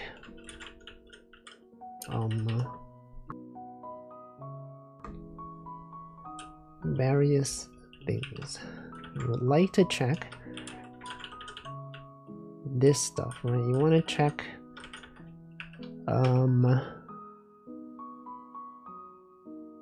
ledge check Y previous plus 1. Instead of plus 1, it should be plus, wait a second. You want to check every pixel. So dy is not in terms of pixel, it's like the absolute value. So then here, what you want to do is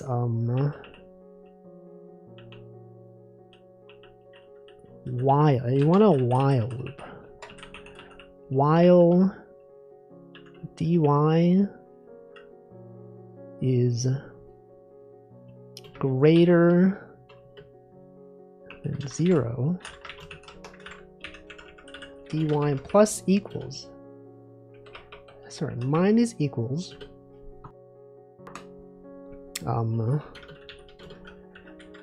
this. Right, this will be at the end. And then this, so we're here, we're trying to check every pixel at a time.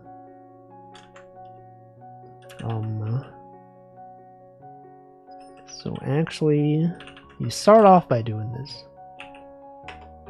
And then you want to check.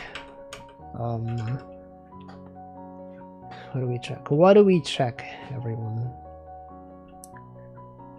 Good question. We want to check the tile at the ledge check position. Ledge check.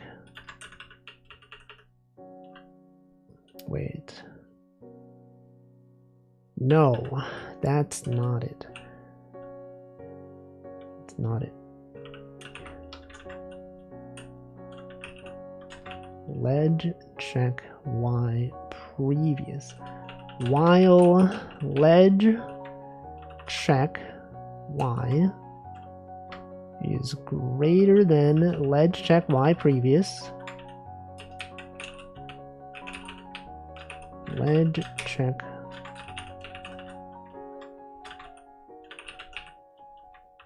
y previous. Subtract. No, let's check y subtract. What am I doing? I really should have done this off stream. Because like this is the kind of stuff it's probably not that interesting to watch. Here, wait, what am I looking at? What is he even doing, man? It's like a coding interview. You're like, explain your steps, and I'm like, yeah, what if you subtract this thing, and oh no, it's not working, guys. Write the pseudocode? I have the pseudocode. It's literally here. I'm there. So it's like you want to iterate through every pixel. And then you want to check the tile at that position. Tile at, let's check X, let's check Y. So then if there is a tile there, you gotta shift it by 7, specifically because you're checking tile, not by subpixel.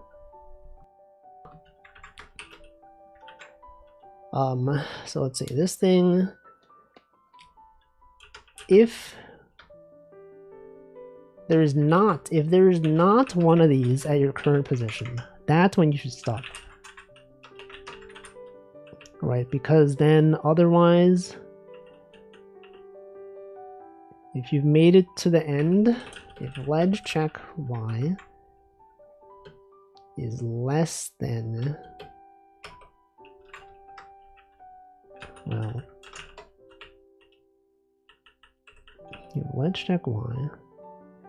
So then if you've never entered this, well, okay, if you're there, you don't need to break. You just set the position and then return. So then you go here, player.y. Usually I'm getting something else, but this is getting, what? Usually I'm doing something else. Is this good? You're like, I'm so invested in this code and whether it works or not. So you set the player Y. Oh, then you subtract.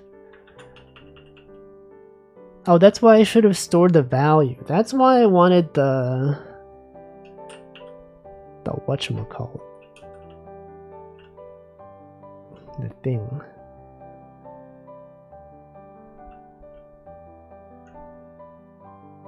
Because then I can just subtract the value here. But since I've done this, I can't do that.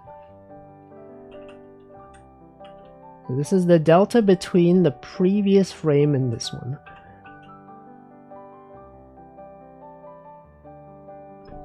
Then what? Then what do I do? Okay, what if I write out, what if I were to write out the pseudocode? What if you wrote out the pseudocode, huh? So you get the current ledge check. Start from ledge check Y. And then increment 1 pixel at a time. And then you want to have pixel up loop increment 1 pixel up. Okay, and then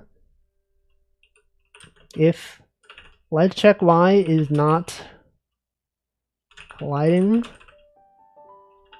then that means we found a place to grab.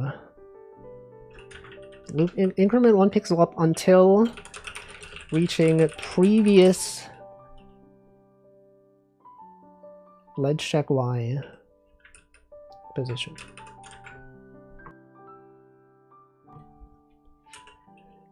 If current ledge check Y is not colliding, then then pixels incremented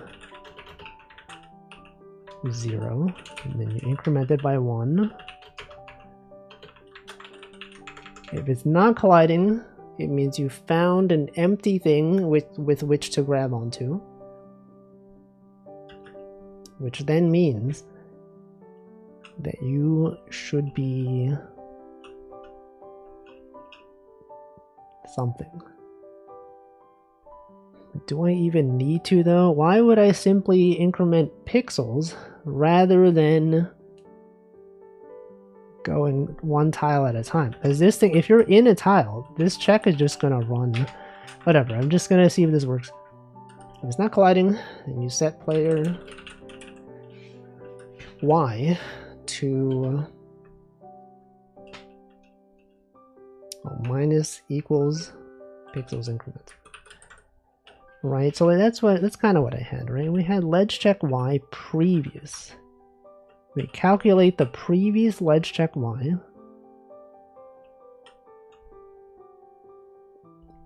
I guess you could just increment by until you reach dy. We don't really need ledge check Y previous. Okay, so we're gonna go from for I equals 0. I is less than dy, I plus plus. So this is the incrementing the pixel by 1. And then, if there's not a tile there,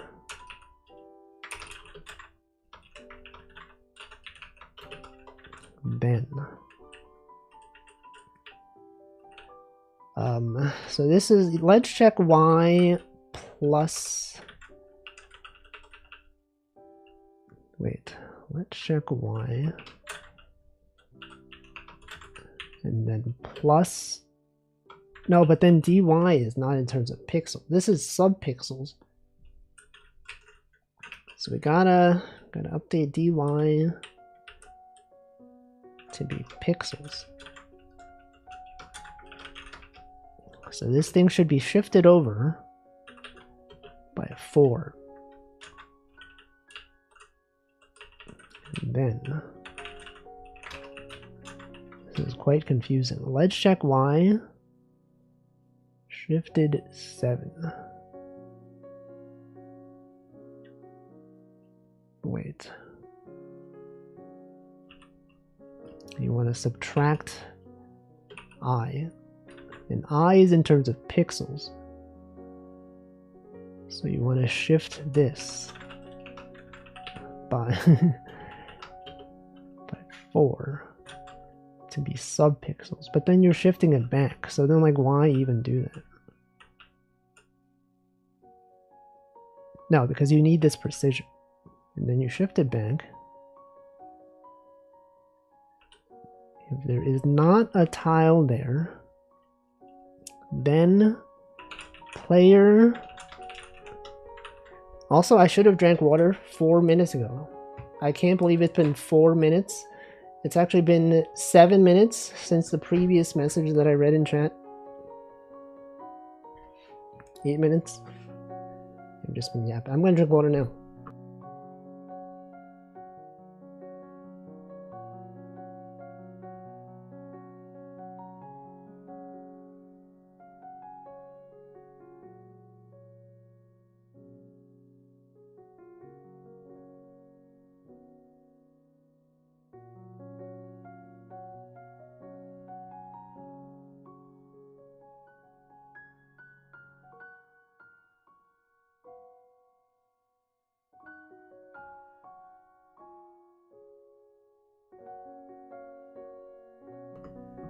Alright.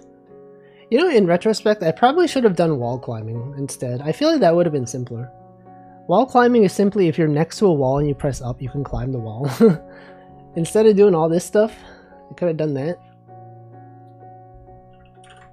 But I was like, oh, but then, you know, in Vacuous Sugar Quest, you get ledge grab before you get wall climb, so like it makes sense to have wall climb be after. But maybe I was mistaken. So player minus equals dy, no, it should be minus I shifted by 4. Right, is that a thing? I guess rather than No, no, before I even do this, let's just do this.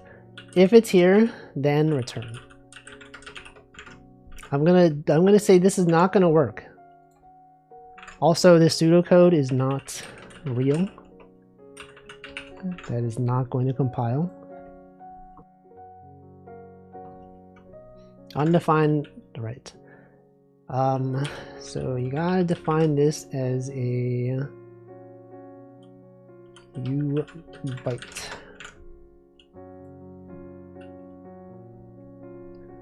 Invalid operand minus. Line 178. Player dot position dot y. Then VSQ check ledge grab implicit declaration. Right, because then this thing has to be before. But I don't want it to be, so I'm going to put this up here.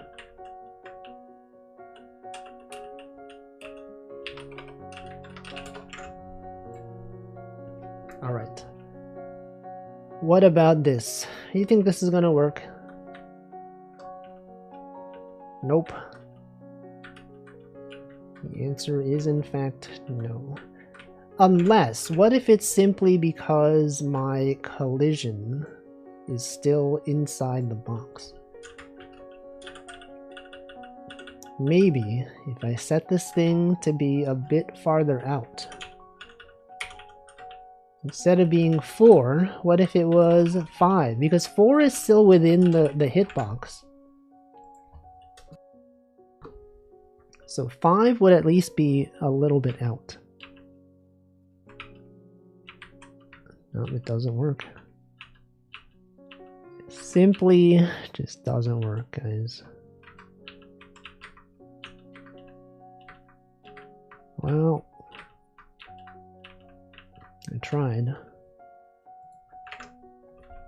Okay, what if I gave up on this? What if instead of doing this...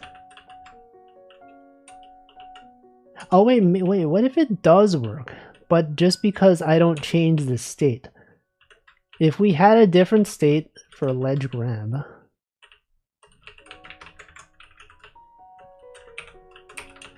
Ledge grab. And then in the ledge grab state, we simply do nothing.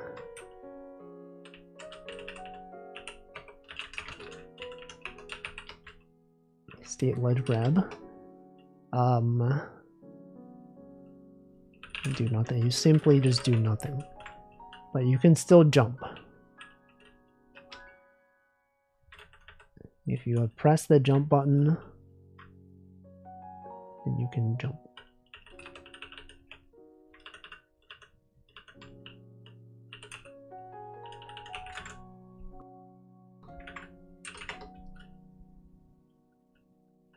Okay, and then what? Then you set next state.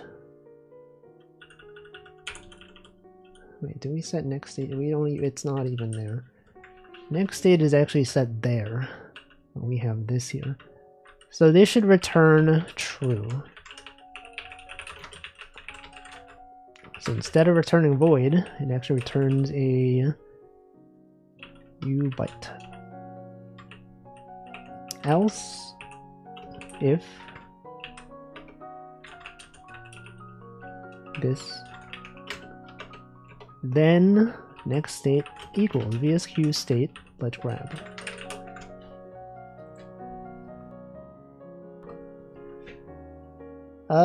Conflict with previous declaration. Oh, right. It's because we set this thing here.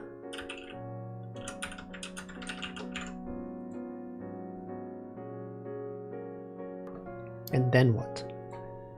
What did that say? VSQ check ledge grab must return value. Did I not return a value? You're telling me I didn't return a value.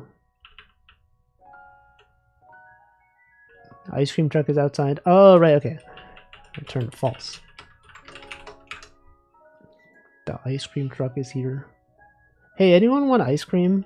What kind of ice cream you want? It doesn't work. Guys, turns out it doesn't work.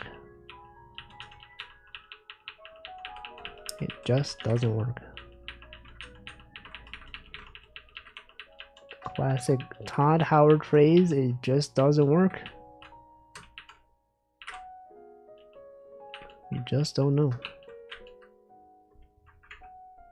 Okay, but what if it was actually, instead of 5, what if it was 6?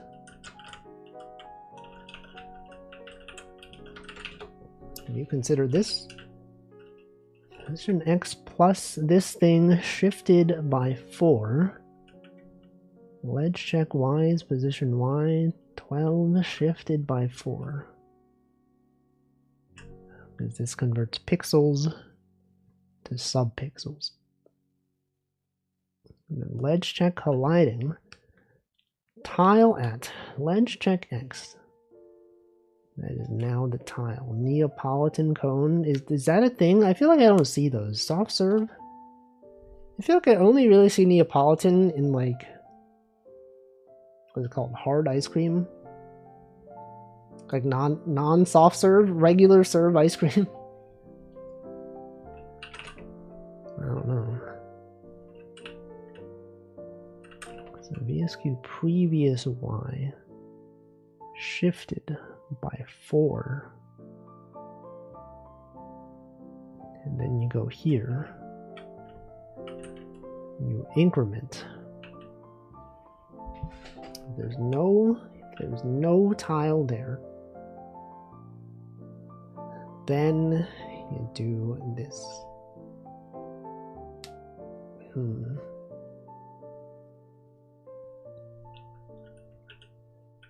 Position minus equals I, return true. It's not even anything. This is literally not even anything. Can't believe it. Okay, let's give up on ledge grab. Let's just add wall climb. Because I imagine that's probably simpler. Watch as it's actually more complicated. Watch as it's not actually simple. It's actually really complicated. Okay, so horizontal movement. So then you want to check VSQ check ledge grab. So this one you want to check whether the grab point is on a wall, right? So this is going to be check, not check ledge grab, check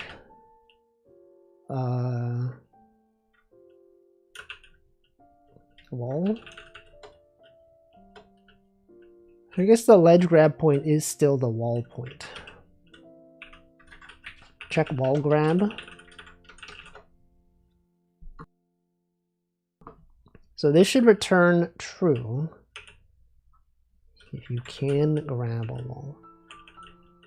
So okay, so if player dot, well, hold on. You would like to set a value relative. We would still have this code. Instead of ledge check, it's going to be wall check. So then if you're facing right, it should be this thing.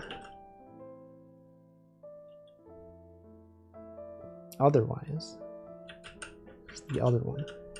And wall check Y, and then this will be tile at ledge check wall check X shifted by 7. Wall check Y shifted by 7.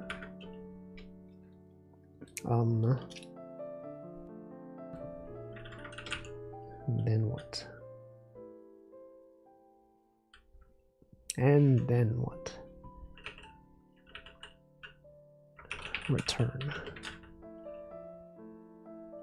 And then it should specifically be something that has collision all. Right, okay, so then here, let's just check the idle state. If you're in a grounded state, we're going to have VSQ check wall grab here. If VSQ check wall grab and so if you are next to a wall, we should check if you're pressing up or down. How do you do that? If input up or input down, then if input up or down and you're pressing wall grab, then you should have a state called climb. Wall climb. Climb wall. VSQ state climb wall. Okay. This one here. VSQ state climb wall.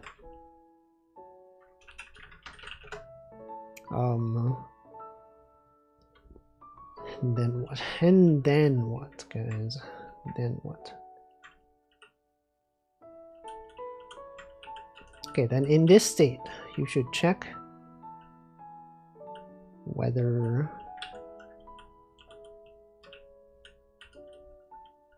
I guess you just set VSQ state equals VSQ state climb wall. And you rerun this. And then here in the climb wall state,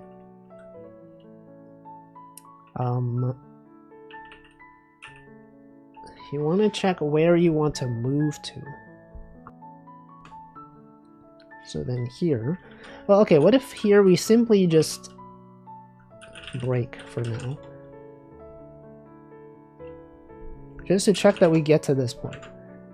So this should theoretically check if you're next to a wall and you press up or down, then nothing should happen. Line 122, something is broken. Miss one break, we fall through the floor. Exactly.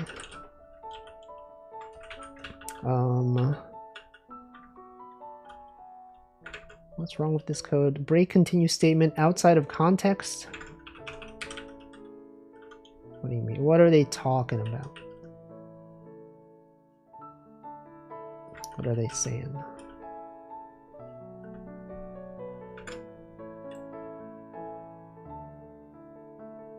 Line 122.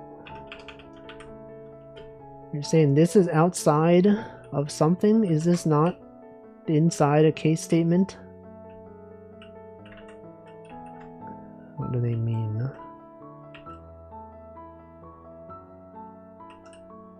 What are they talking about?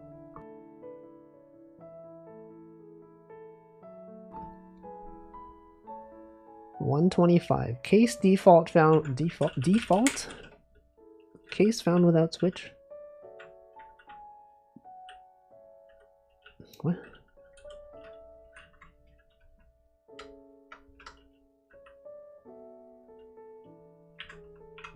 What are they saying? Hold on. Return value of type omitted assuming int. Declaration ignored at VSQ state 176. What is it? VSQ state equals next state. Isn't that valid though? VSQ state. This is the same as this. Is this not the same? If I delete this, does that compile?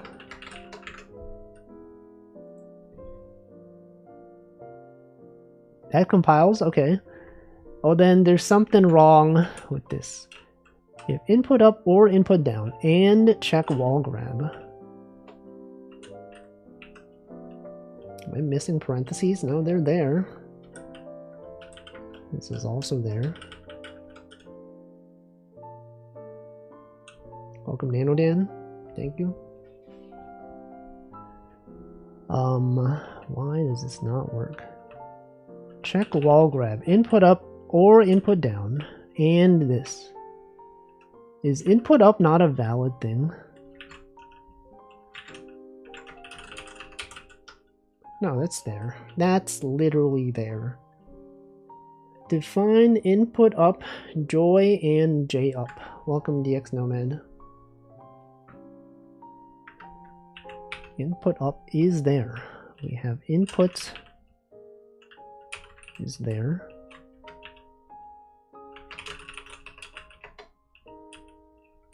And input down. And check wall grab. Yes. But then this is not working. Why is this not working?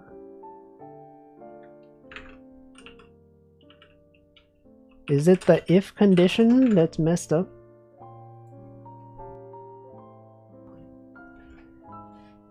(107) syntax error token column 5.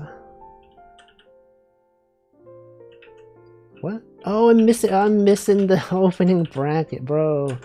They should have just told me I was missing an opening bracket. Man. Okay, so this one theoretically, if we're next to a wall and press up, we should be stun locked, but we're not, so it doesn't work. Turns out this doesn't work.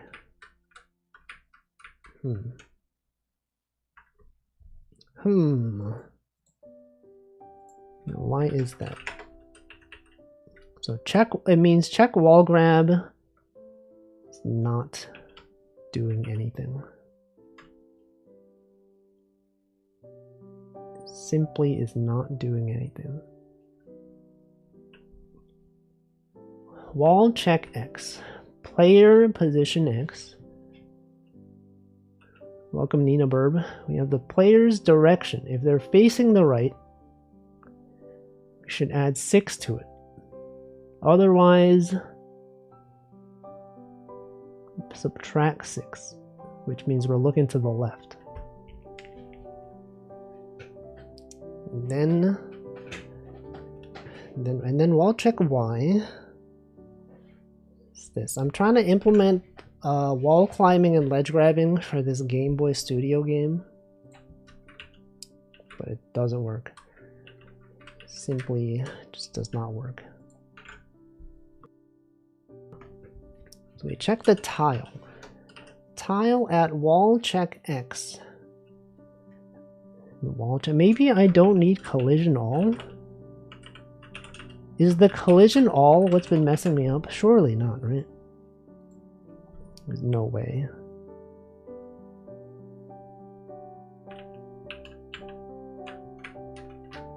No, it doesn't work. Never mind. Wait. Is this anything?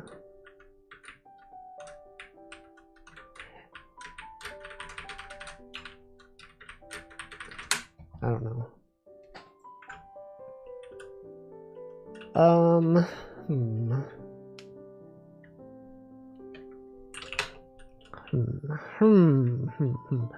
What if you set the player's position to the wall check position just to see where this is being tested? So if we do player dot position dot x equals wall check x, did the same thing for this, just to see where it puts us at, if this is even doing the correct test. So this one theoretically for next to a wall, it moves us somewhere. Where is it moving us? So this is wrong. It's actually wrong. It warps us somewhere that appears to be off the screen. So So that means this logic is flawed. The wall check X is fake. Player direction, this thing. Player direction, position X plus this, position Y minus this. So why is that wrong? Oh, the stream is not ending. It just happens to be the Wooloop soundtrack. I just happen to be listening to that. Alright, so what's wrong with this, guys? What even is this? What if we just hold on? What if I copy this? And I simply checked. What if this one always had you go to the left? Is it the minus? Wait, it's probably, this is probably what's messing me up. It's probably the -6. Because if you shift that over, I think that doesn't work. I think you should actually do the minus after this. So we should set this to like 1, -1. No. If you're facing the right, you should be multiply that. You know what? Hold on. You could just do 6 shifted 4 and then minus 6 shifted 4. Is that it?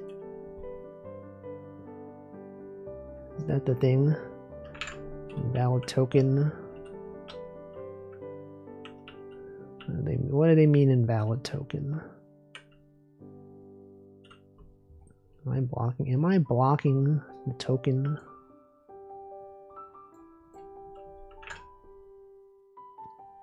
$185, column 93,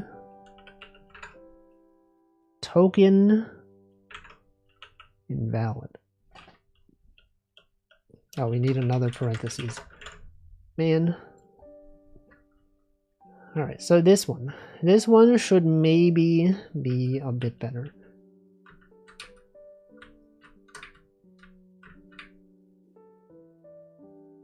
Okay, so it is applying.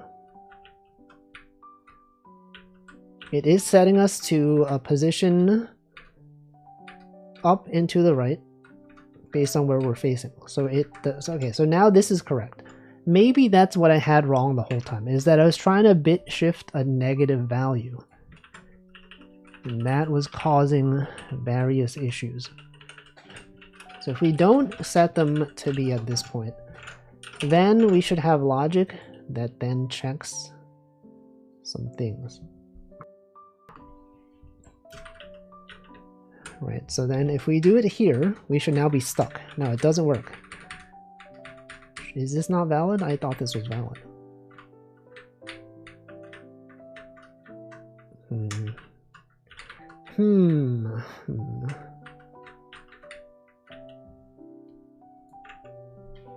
Why is that?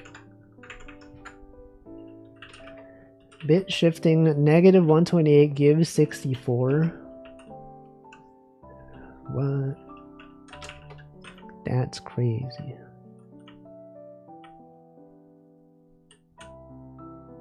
Okay, position Y. This one, wall check X, wall check Y.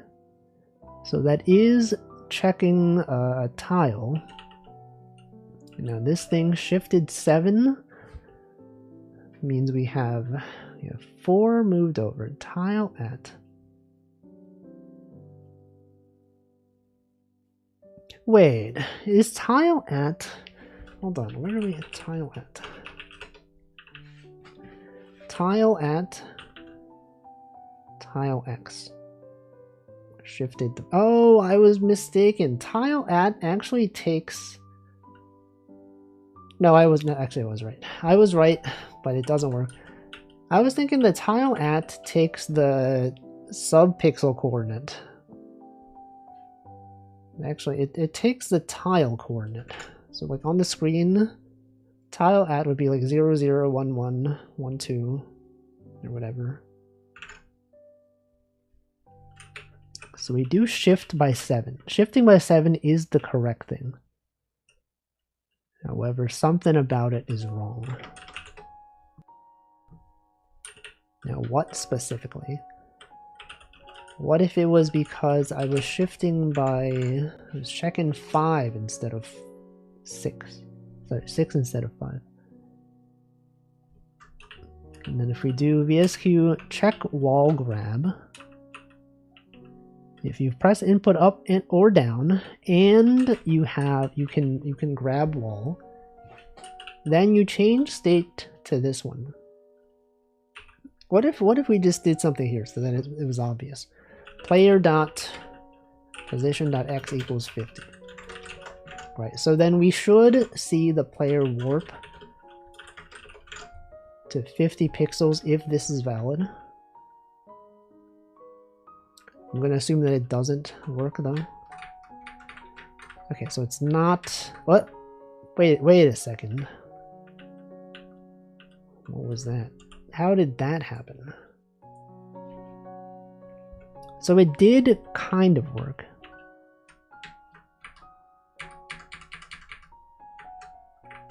It doesn't work for this one. It also doesn't... How did I do that? Okay, wait. It worked there. But how? But how? Oh, wait, I think I know what it is. I vaguely remember reading something that said you should not check the input more than once per frame. So I think, let's see, input up. No, I am only checking it. Oh no, I should, wait. So I'm checking for this input. Input right? No, that should be fine, right? That's valid. Input left and input right are simply just macros. Input left? No, yeah, there's no side effects for this. It should theoretically be fine. It's just joy and J left. What is J left though? J left? Where did J even go? Am I right, guys? Input D-pad. Okay, but then they're doing this multiple times a frame. So like that's fine. That should be fine. But then why does this not work? And why does it sometimes work? That's my question. Wall check X. We take the player's position. We shift this stuff. Is it this? Is it the 12 shifted 4? Surely not. What if we checked this based on... Wait, I'm also assuming that the player's position is based on the bottom of the sprite. Like, my assumption is that 0, 0 is down here. And that might not necessarily be the case.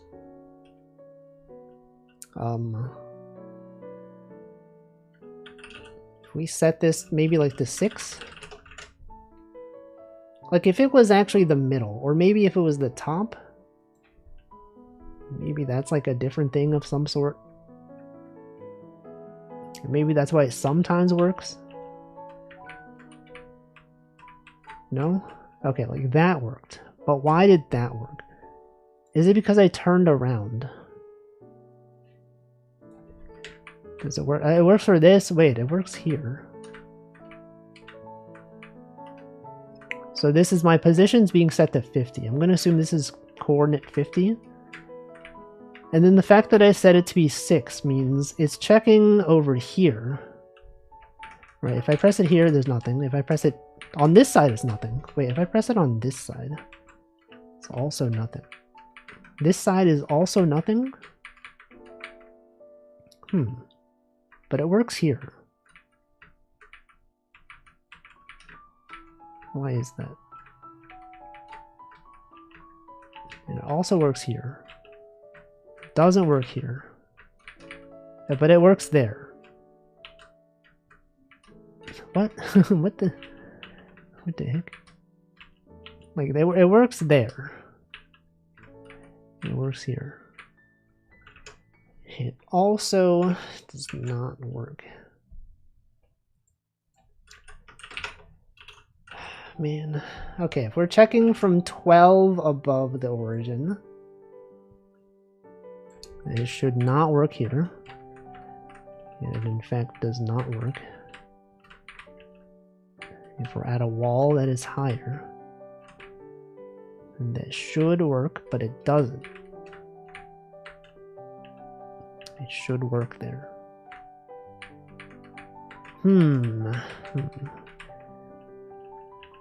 Why was that? Why? Wait, this works too. If I do it from here, there's like a wall that's actually here. And it does trigger something.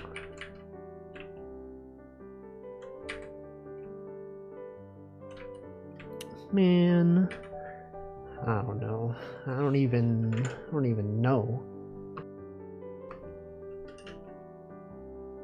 Not even aware, dude.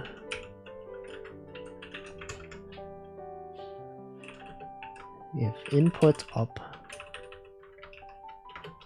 then player dot y minus equals 1 shifted 4 shifted by 2. If input down, player y plus equals this. So we can test that this thing has some climbing. Y is not a structure union member. They're not even in the union. They're not even unionized.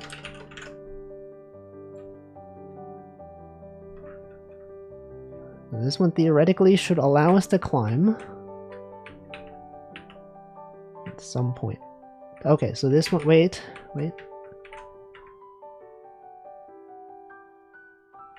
So like, this doesn't work, but this works. Why? Why is that? Like, why does this work?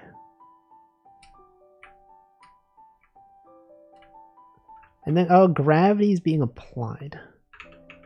Is gravity always being applied? Look at him go. A word wrong twice. I can't believe word wrong twice. Wait, but why is gravity being applied? If we enter this state,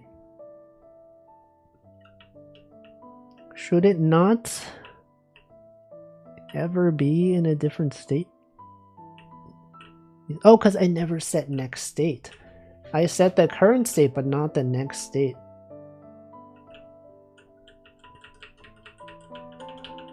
VSQ next state.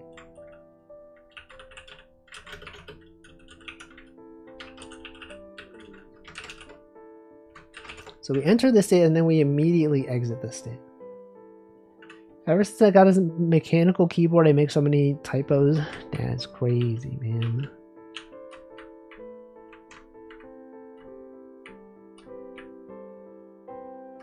Okay, so we can, like, why does that work? Why are we allowed to do that?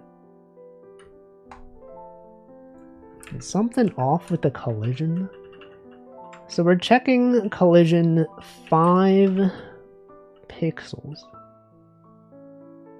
Position X. Oh, is the position maybe from the top left of the sprite rather than the middle? Because that would appear to be the case. I was able to do it when standing here, and then 5 pixels from the left of the sprite would be in a wall. So maybe if you're facing the left, you just want it to be position X. What if it was just position X plus 0? And then if you're on the right side,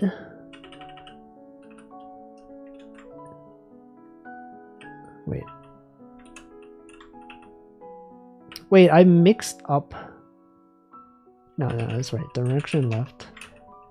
If you're facing the left, you should check for a wall at position 0. Wait, we should just use the left and right edge of the player. Player bounds left. Player bounds right. Player dot bounds left.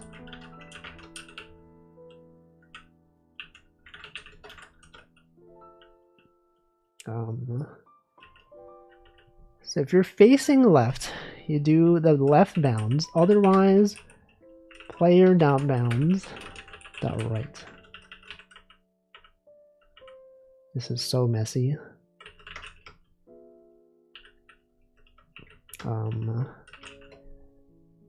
Facing the left, take the left bounds. Otherwise, take the right bounds. You might want to like subtract a 1 from that as well.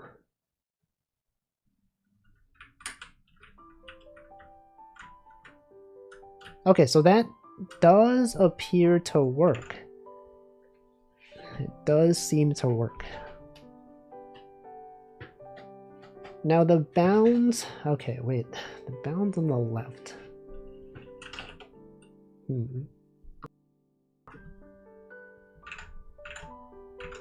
Interesting. Interesting. So that should not be climbable. This should be climbable, but it's not. The right-facing walls are not climbable. The left is. I think we need to add a 1. So if we're facing left, bounds left plus -1. Otherwise, bounds right plus 1.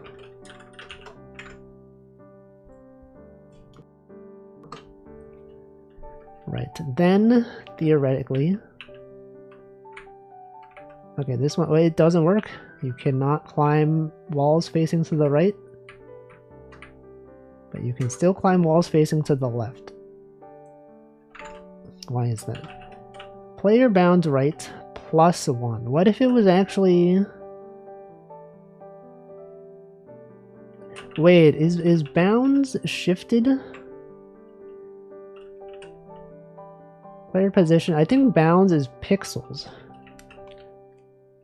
So we need to shift this by pixels. So the left works because it's like close enough to the edge. I don't know. It's a small enough value. So we gotta shift this one by 4. Also shift this one by 4. I still expect that the right side is not gonna work. But left side probably will work. Nope, left side does not work. Right side also does not work. Okay, what have I done?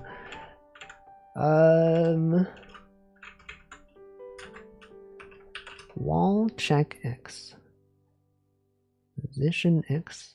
Okay, what if we go back to the previous thing where we did player.x equals wall check X. And then we just see where it puts us.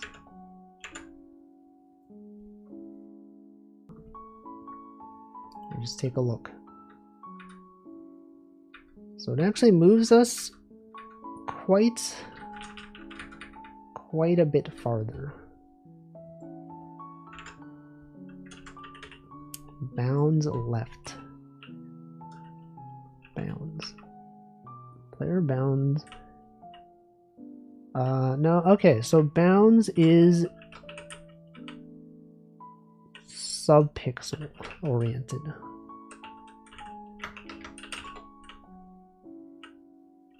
Which means, oh, we need to add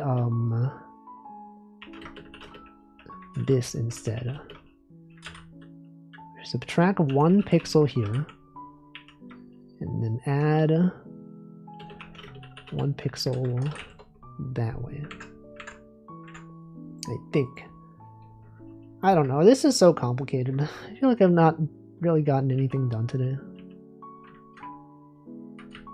Okay, so that works. It also sets our position to where the actual bounds is. So it does appear that it sets us here.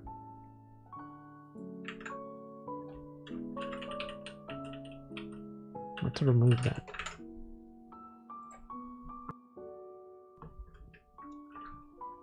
Okay, so we know left works. What about right? It also works. It actually also works. What if we try to climb this wall? This wall for some reason doesn't work. Maybe that's because the X and Y bounds are also based on the top left. Or the top. I thought it'd be from the bottom. So actually, player position Y should not be subtracted.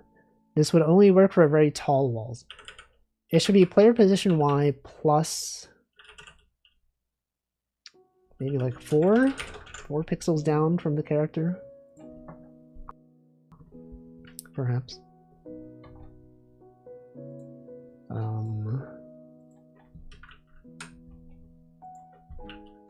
So we should be able to climb this one. We can climb this one. That's good. We should not be able to climb these ones, but we can. Why is that? That wall check should not happen. Let's see. Why can we climb the right one? What really is player's position? Player.position.y equals wall check y. How far up does this put us? So if we do it here, we should move up. We should actually move downward, right? Player.position.y. Believe this should move us downwards. Position is not a structure. Oh, it's just dot pos. What does it even mean in general? Okay, so it did actually set us down slightly. So that tells me that it is something. Well, what does it tell me exactly? I don't know. What if we didn't add anything to it? What if we simply did this?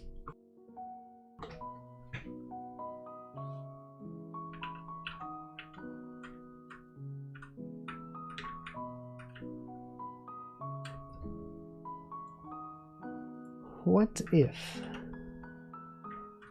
So yeah, you can still climb this one though.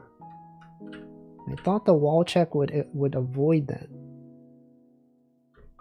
Maybe, I wonder if maybe it's from the middle of the sprite.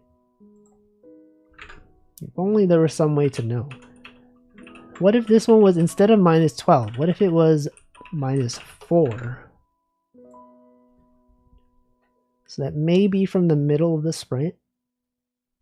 So we should not be able to climb these ones. That's good. We should be able to climb these ones. That is valid. Okay, so that kind of works. We should be able to set some values here. What do I have as my climb velocity? Right, this doesn't work. Climb velocity. Climbing speed is 50. And 50 relative to regular speed is half. So I should set that as a parameter. We're going to have this here, speed. VSQ speed. We're going to have this thing here. It's going to be climb speed.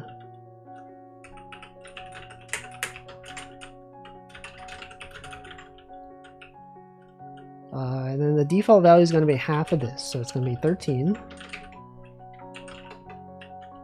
I might as well change this to run speed so we don't get confused.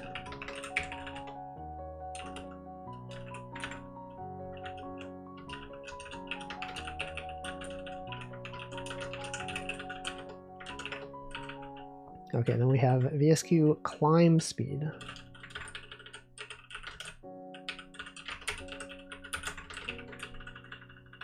Okay, and then rather than hard coding this thing, we do player dot position dot y plus equals VSQ climb speed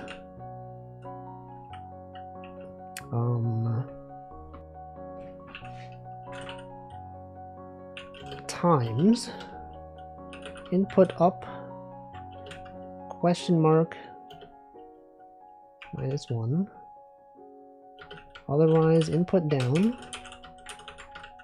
1, otherwise is 0. Okay, and then you should also check whether you're still wall grabbable. So this goes here.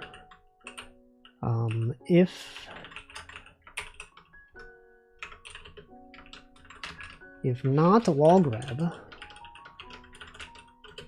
then next state is equal to false start. Okay, so this then should theoretically allow us to climb until we can't climb. Oh, look at that, it works. So this tells me that the, let's see, it feels kind of fast. Feels a bit fast to me. The climbing does stop here. That is approximately where the climbing, the ledge grab would be. So then we get to the top, we fall. But then actually if we get to the top, instead of falling, we should transition into a ledge grab, which is a state that we don't really have yet. It's not really a thing that exists. If you check wall, okay, so we should also check something.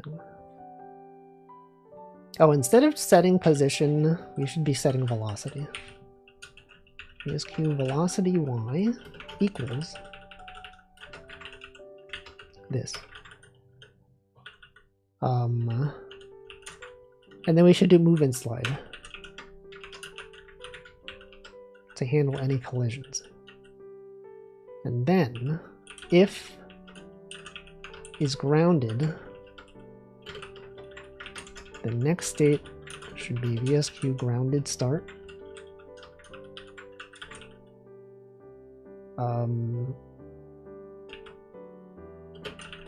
Otherwise, if you can't grab something, then it's false start.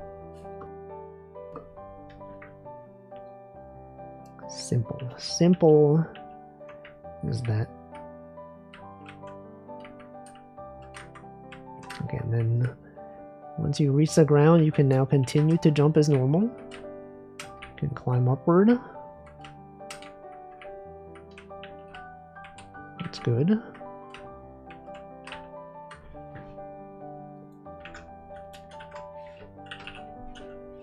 Okay, and then also, let's see, climb wall. It should also be if you're falling. If you're in the fall state, you should also check whether you can wall grab.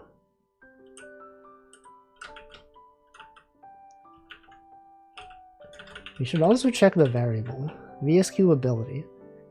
If VSQ ability can climb is not false. Sorry, if it is false. If VSQ ability is less than VSQ ability can climb, then return, because you cannot climb walls.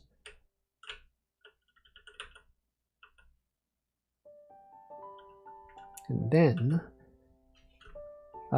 if you are falling, if you're here in the falling state, you can move and slide, and then else if VSQ check wall grab, the next state should be equal to VSQ state climb wall. We should also set the value in the config to make sure that we can climb walls. Abilities can climb. Yes. So now if we jump into a wall, we should be able to climb it. Okay, that's good. And then we should have, and then in the climb state, we should have jump. We should have the jump ability. So if input platform jump, then you do this.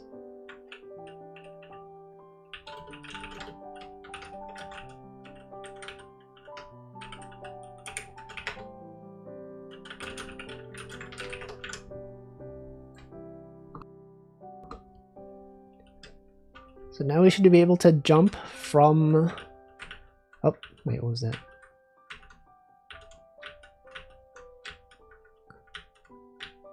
Oh, this counts if you hold it. It should be if it was just pressed. If input platform jump. How do you check if something was just pressed?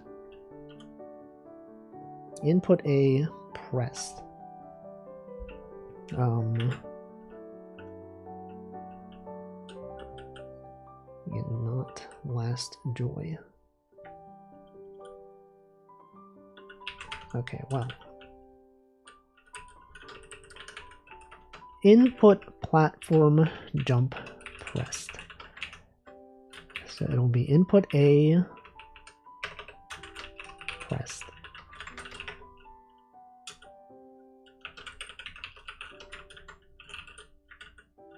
Right. So then this one here, climb wall, if input platform jump pressed, then you should have jump start. And then in the jump start state, it does this stuff.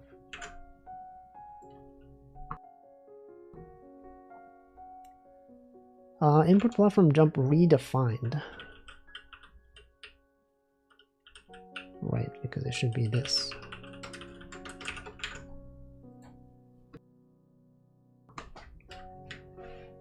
Alright, so we should... Wait, what did that say? Check wall grab must return value.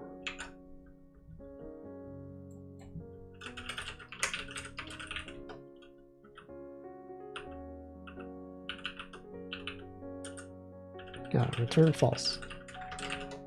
Right, of course, it's that simple.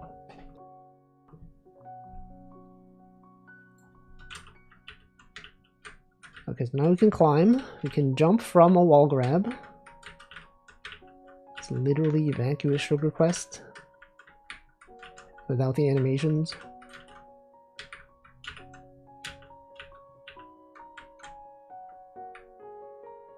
Okay, but then once you reach the top, we don't have the transition to ledge grab state, but that's fine. We will eventually have it. At least I did something today. Isn't that good?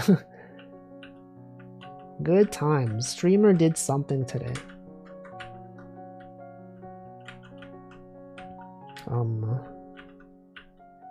Yes. Welcome, Marxist. You can also grab this here.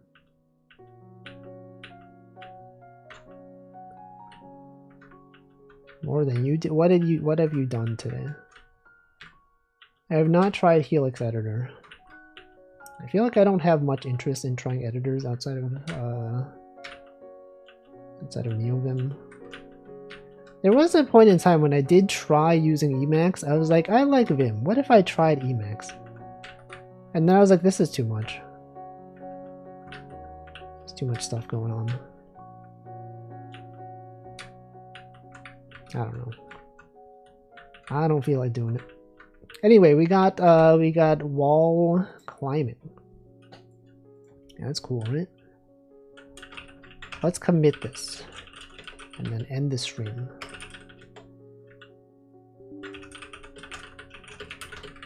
I should format this. Clang format.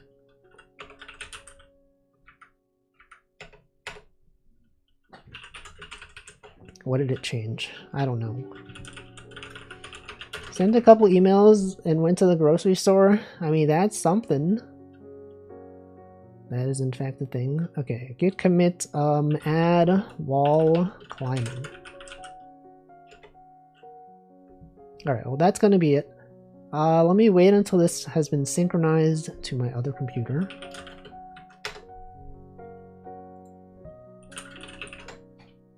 And then I will shut down everything. Watch.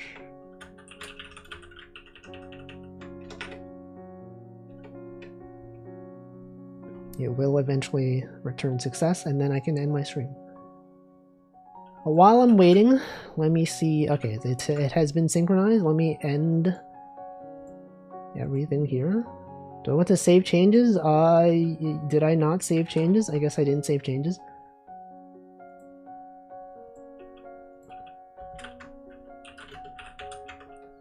I'm gonna wait again for these changes to be synchronized. Because otherwise, I don't know. Ah, whatever. I'm sure it's fine. I committed it, right? I totally committed code. What do they mean I didn't change things?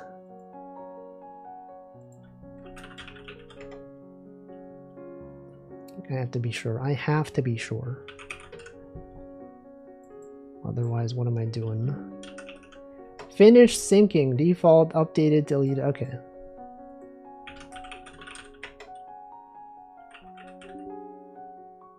Oh, I set the ability. Okay, whatever. That's fine. Streaming past. That happens on occasion. Sometimes it goes like a few minutes over. Yo, what is it? Flamingos? That's like the classic Caro Caro Bonito song. Alright, what day is it?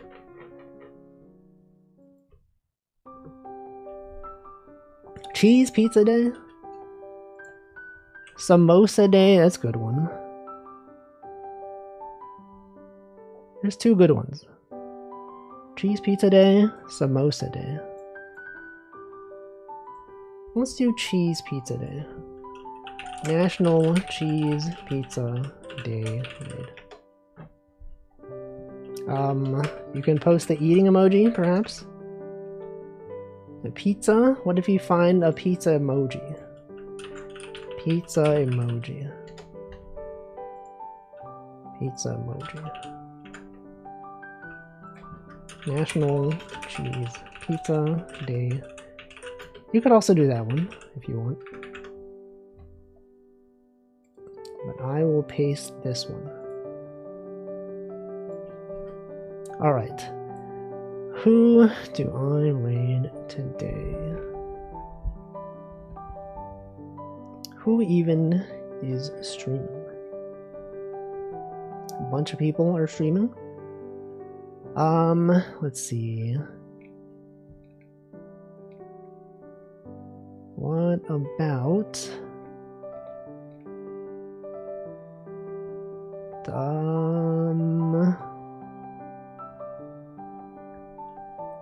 who's this person? What's this person doing?